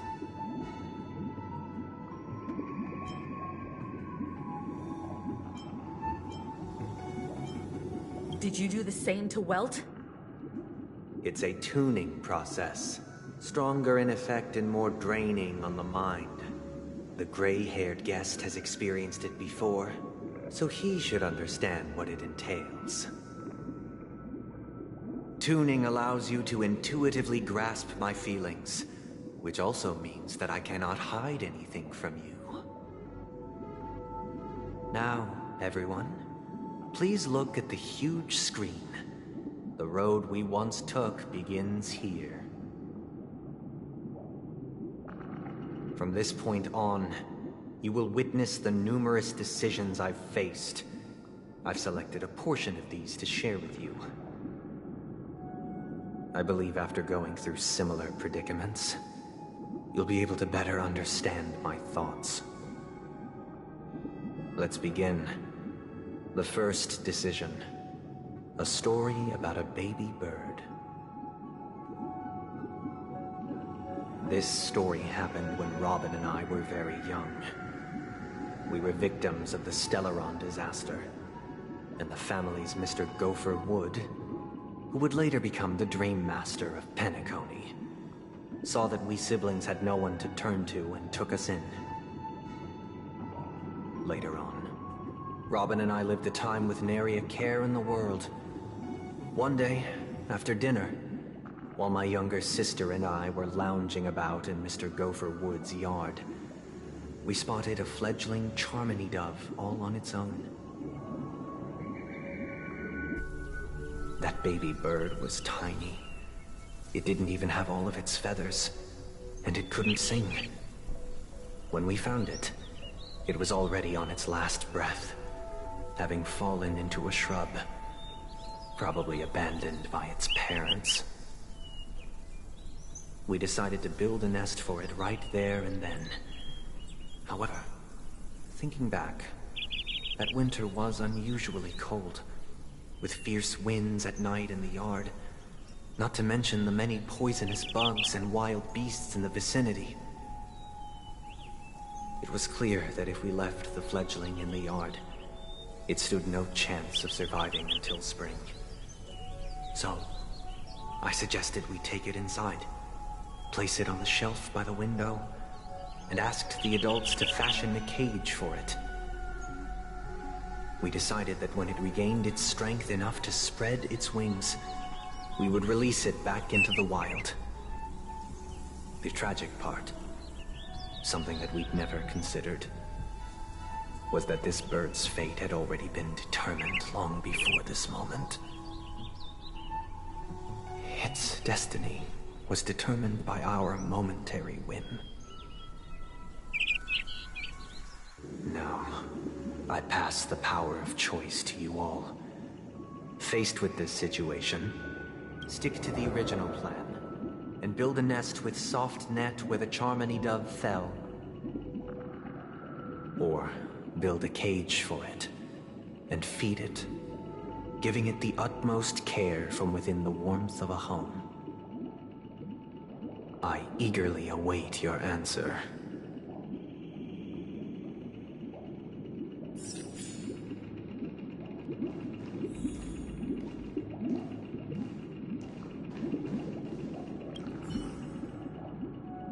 That guy just casually throws this kind of question at us? What exactly is his deal? But fine, I'll answer, I guess. If it were me, I guess I'd choose to build a cage for the little Charmony dove. After all, leaving it there, it's bound to get hurt by wild animals or something. And that'd just be too sad.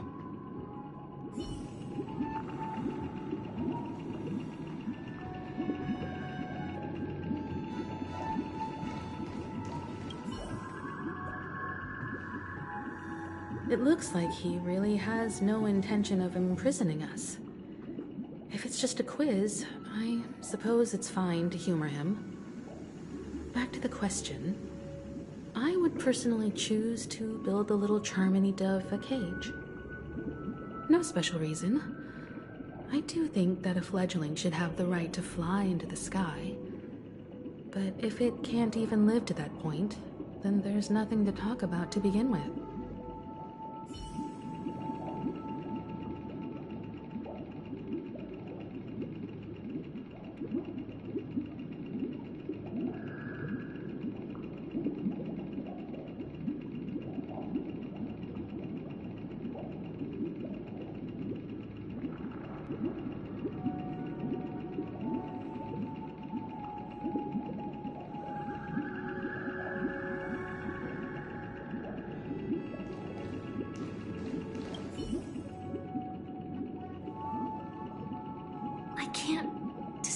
His intentions right now, but based solely on that question, even if I was gonna release it back into the sky, it'd have to be strong enough to fly first. If I left it where I found it, I fear it'd never get the chance to fly ever again.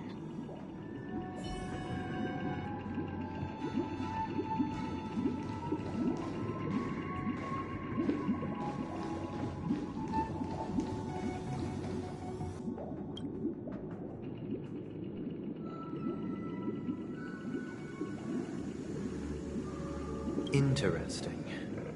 Since you've made up your mind, allow me to reveal. From what I've observed, there are at least 3 predators in that yard that prey on small birds. The Vosicle scorpion, Asdana wolverine, and the Huntington winged snake. Even if they shy away from humans, these animals are still near apex predators in a fenced location like a yard. In such a location, only one fate awaits that little Charmony dove. A painful death. As for the choice you made, I am deeply sorry. Now, let us advance to the second decision. This time, it's the story of a dream chaser. This story happened when I was appointed as Bronze Melodia, a position exclusive to the Oak family, charged with listening to the problems and vexations of Dreamscape residents, and providing them with the relevant guidance. It was during that period that I had the opportunity to hear voices from all corners of the Dreamscape. Joy, sorrow, arrogance, regret. The complex tapestry of human nature that formed the world. And I was fortunate to catch a glimpse of it. He was a dream chaser, and an illegal stowaway. Just like the rest of them, he came to Penacony in search of a better life. Except that, to most people, the price he paid, I suppose you could say it was everything.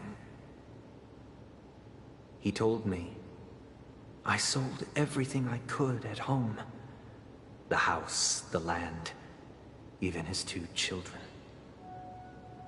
He said he could not afford to raise them, and that at least they could eat if they lived as slaves. He had a plan in place. He would buy back his children once he had made his fortune, and enjoy Penacony's beautiful dream with them. Alas, his plan to smuggle himself was somewhat clumsy, and he was sniffed out by those pig-headed hounds. After hearing the Dream Chaser's story, I immediately appealed to the Bloodhound family to cease their pursuit. That way, at least he could live peacefully. But I was still too naive to the ways of the world. I did not anticipate that what I thought was a kind gesture would later lead to dire consequences. I'll tell you the outcome soon. For now, I'd like you all to make a choice. Will you do as I did, and try to convince the Bloodhound family to stop their pursuit, so that the Dream Chaser may live peacefully and realize his wishes? Or will you remain silent, leaving him to languish while the hounds are hot on his heels, until his inevitable judgment arrives? I look forward to everyone's decisions. Who knows? Perhaps they might even alter the outcome of this tragedy.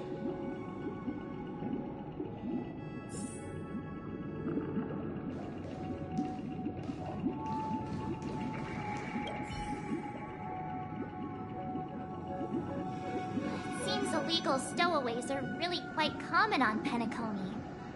But that guy in the story, I don't think he deserves any sympathy at all.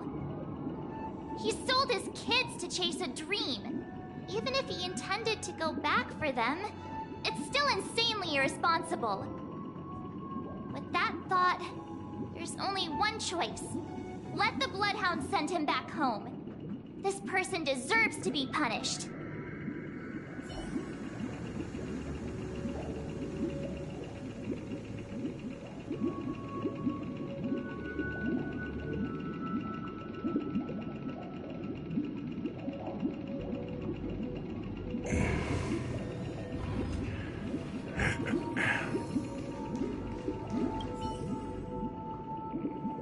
Dream Chaser story.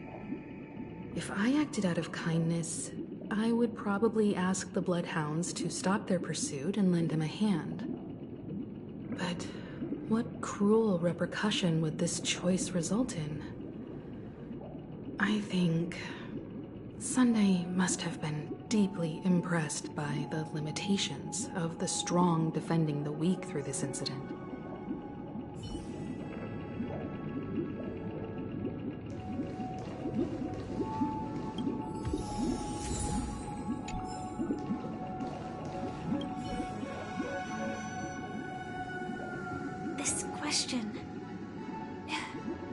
Surely it has some connection to the baby bird story. And this connection is precisely the breakthrough Sunday aims to use to persuade us. I'd probably choose to ask the Bloodhounds to cease their pursuit.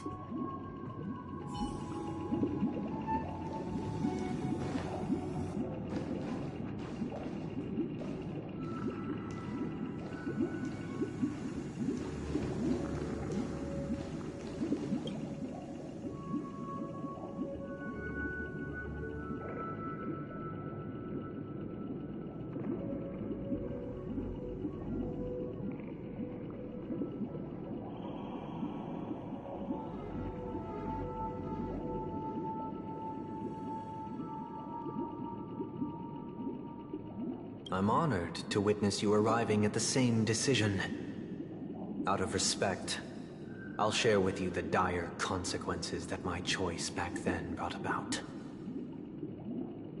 First, the outcome. He attained major success. After avoiding capture, he ran a business for a few years, very quickly making a name for himself, elevating his status. He might not have become a tycoon like old Auntie, but he was considered a character of excellent repute. Now then, did he realize the wish he set out to achieve? No. The last time I saw him was in the real world, where the Hounds were going to permanently exile him, and I was the accompanying Bronze Melodia. The mission was simple. Listen to the criminal's repentance. He told me the reason he was in this predicament was because he conspired to usurp the head of the Alfalfa family. When I asked him about his 2 children, he instead responded with a question. What children? In the end, my heart aligned with the harmony, and the good deed I dared to undertake held no value, turning instead into a wrongdoing. It created a lamentable oppressor and countless oppressed individuals.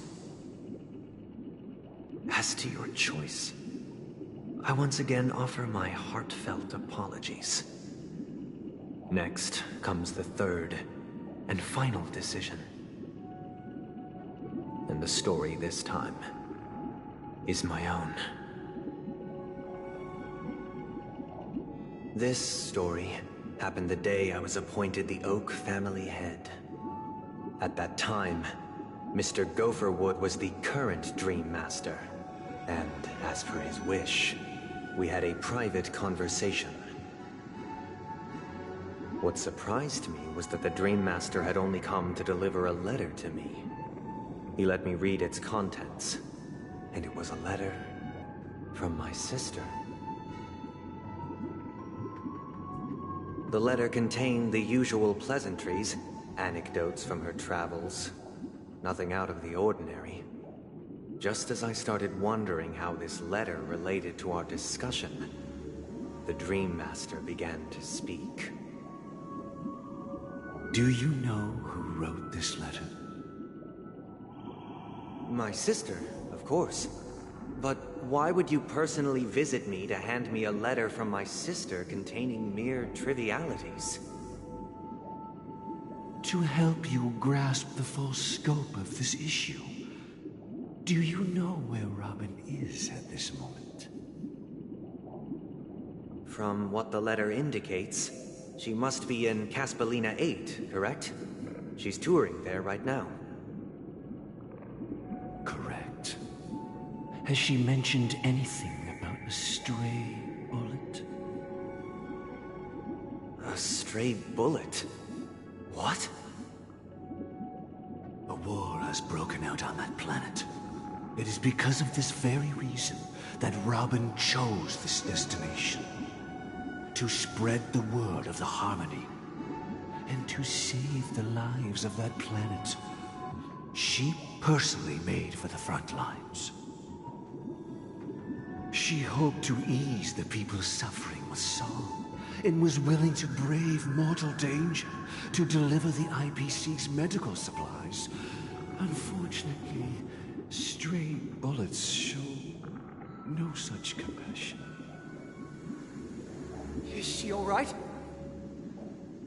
If the operation was successful, she should probably be recovering in the field hospital. By the eon above, the bullet struck her neck directly, yet possibly as a reward for her consistent deeds of harmony. It didn't hit any vital arteries.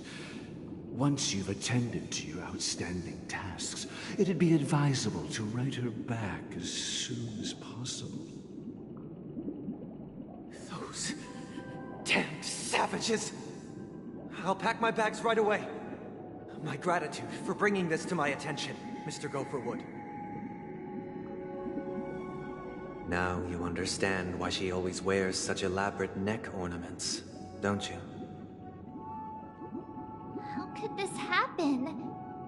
Miss Robin. It's all in the past, so please don't worry. I share this in the meager hope that you will understand the harmony's limitations and predicament. As grandiose as the strong defending the weak sounds, many times, it is nothing more than wishful thinking. Likewise, I've prepared one last question, one last choice. But rest assured, this choice will not have any grave consequences. Because this is merely a figment of imagination, a nightmare that has haunted me through countless nights. If you ever had the opportunity to make a choice like I did,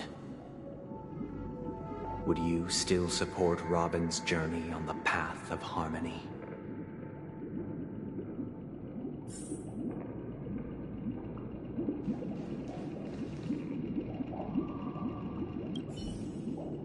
I often feel like I've dreamt of similar scenes on certain nights.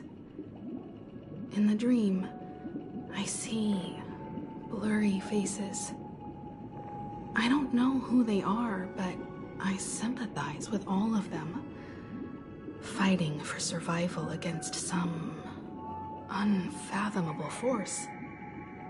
Their confusion and fear are lucid to me, but I also remember they chose never to give up.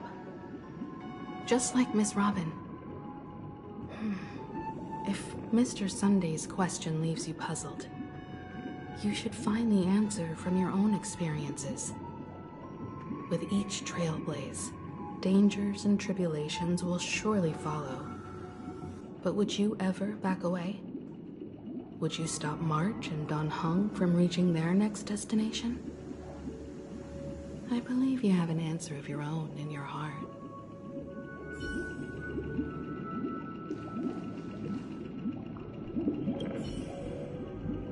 Miss Robin's courage is admirable. And here I was thinking she was just another superstar celebrity. But the fact that she's also Mr. Sunday's younger sister? No, I doubt he'd wish harm on his own flesh and blood, no matter how grand the ambition.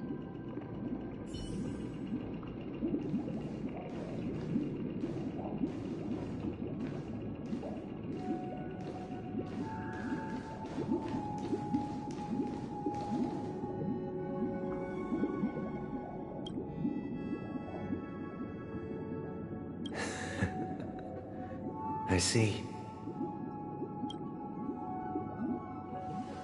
I am now aware of everyone's stances.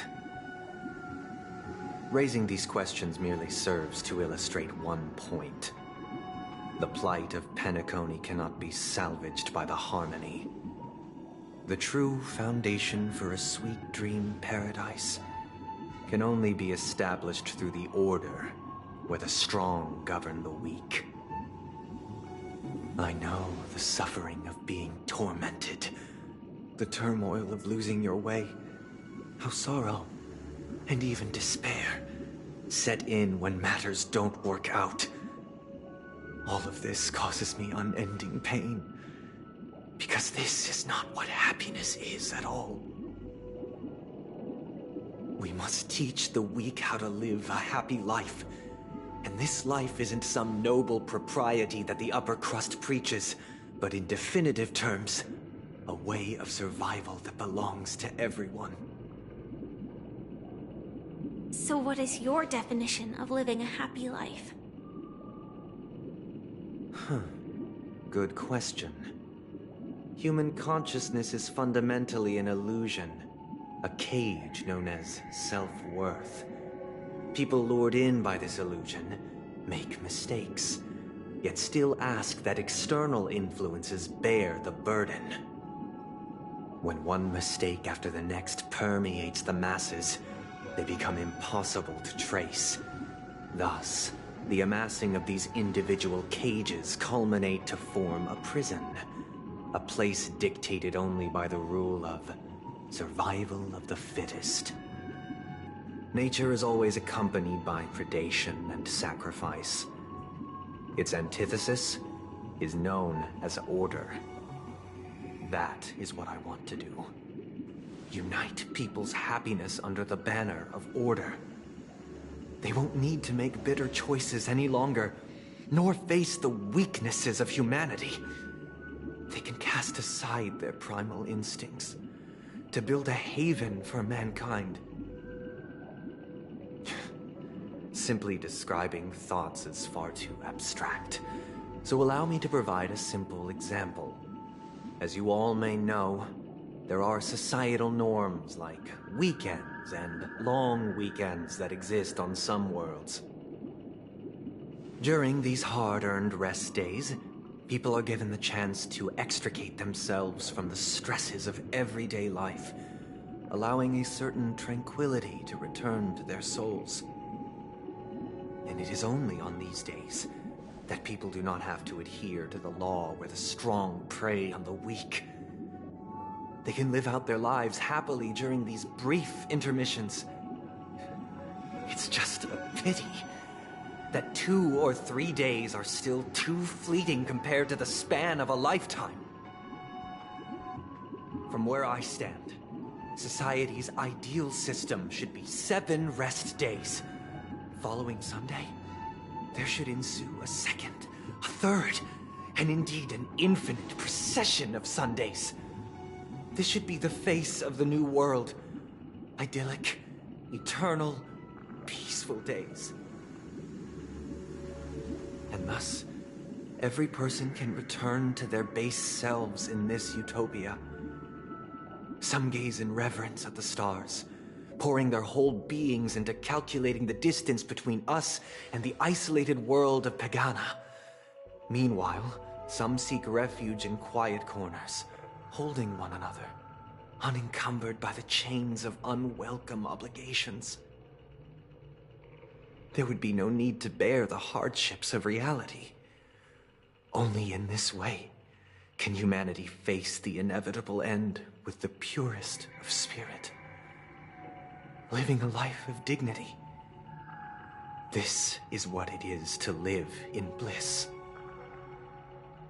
Miss Firefly, you who are stricken with entropy loss syndrome, you of all would surely understand this.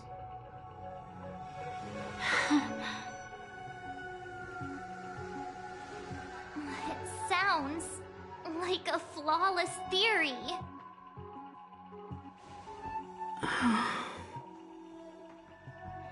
But what is the price to attain all this? The cost is minute, merely a personal and eternal sacrifice. If this paradise is to be maintained for everyone, someone must remain trapped in solitary awakening until the end of the cosmos. Awakening. Which means that this so-called paradise is still a dream. Stepping into this paradise means forsaking reality, correct? It is not forsaking, but transcending. Flesh, blood, sorrow, weakness. If the physical is the root of spiritual suffering, it is only logical that we defeat it. But in this supposed bliss, people won't have defeated their demons. The chance to overcome their tribulations would be forever lost to them. In other words, it is an escape. That's another way of understanding it. But there is no shame in escape. On the contrary, the seeds of escape exist in everyone's hearts. Don't you agree, Miss Firefly? And as for why life slumbers, it is because we are afraid to awaken from our dreams. But this is not in conflict with the grand plan. Only in acknowledging this can we truly understand the frailty of human nature, and from there, show compassion and protection.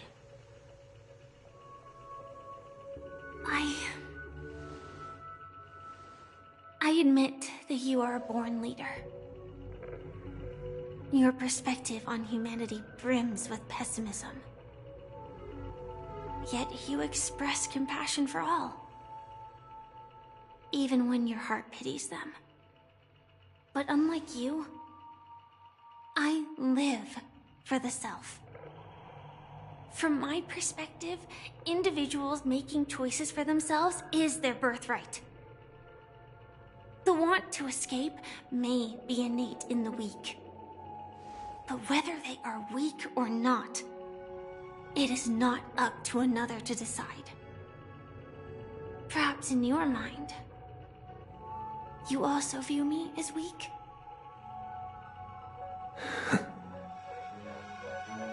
Because I don't think so. Since Miss Firefly has said her piece, the Astral Express will also naturally give you our answer. We'll leave it to you. Just as Mr. McHale instructed before. Tell him our choice.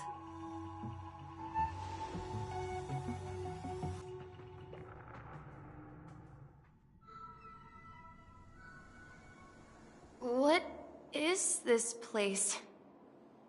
Does this place ring any bells, Misha? I don't know, but I feel a sense of deja vu. What is this place? It's the realm within a dream bubble. This was left to the Astral Express by a nameless, but weirdly, when we entered it, it was completely empty. Dr. Edward from the Dreamscape sales store told me that dreams are formed from memories, and a dream bubble can't take shape if its core is empty. So I thought you might be able to help us in unraveling this mystery, Misha. As a hotel doorman, you know Penacony best among us. I don't know much about dream bubbles, but if you want to figure out what this mansion is, I'll do my best. I'm counting on you then. Himeko, I still don't get it. Why were you so sure that Misha had a connection with this dream bubble? I wasn't sure. It was just a hunch. But since Misha feels familiar with this place, my hunch might be correct.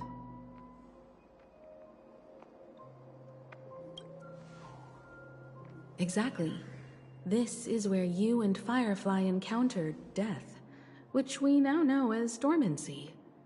Considering its connection to Dreamflux Reef, it's not surprising it appeared here.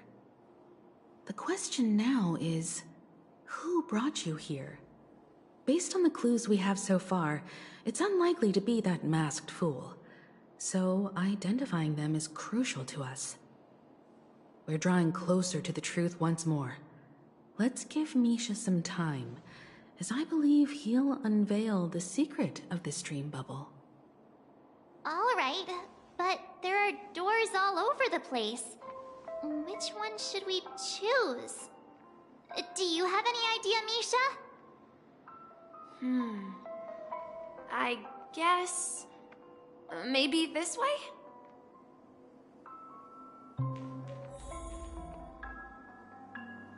Alright, I think we're gonna stop it here, because it's gone on a little too long. We'll pick up back tomorrow.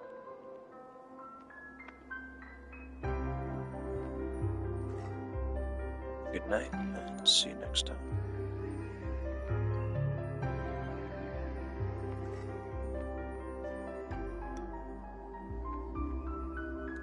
See you.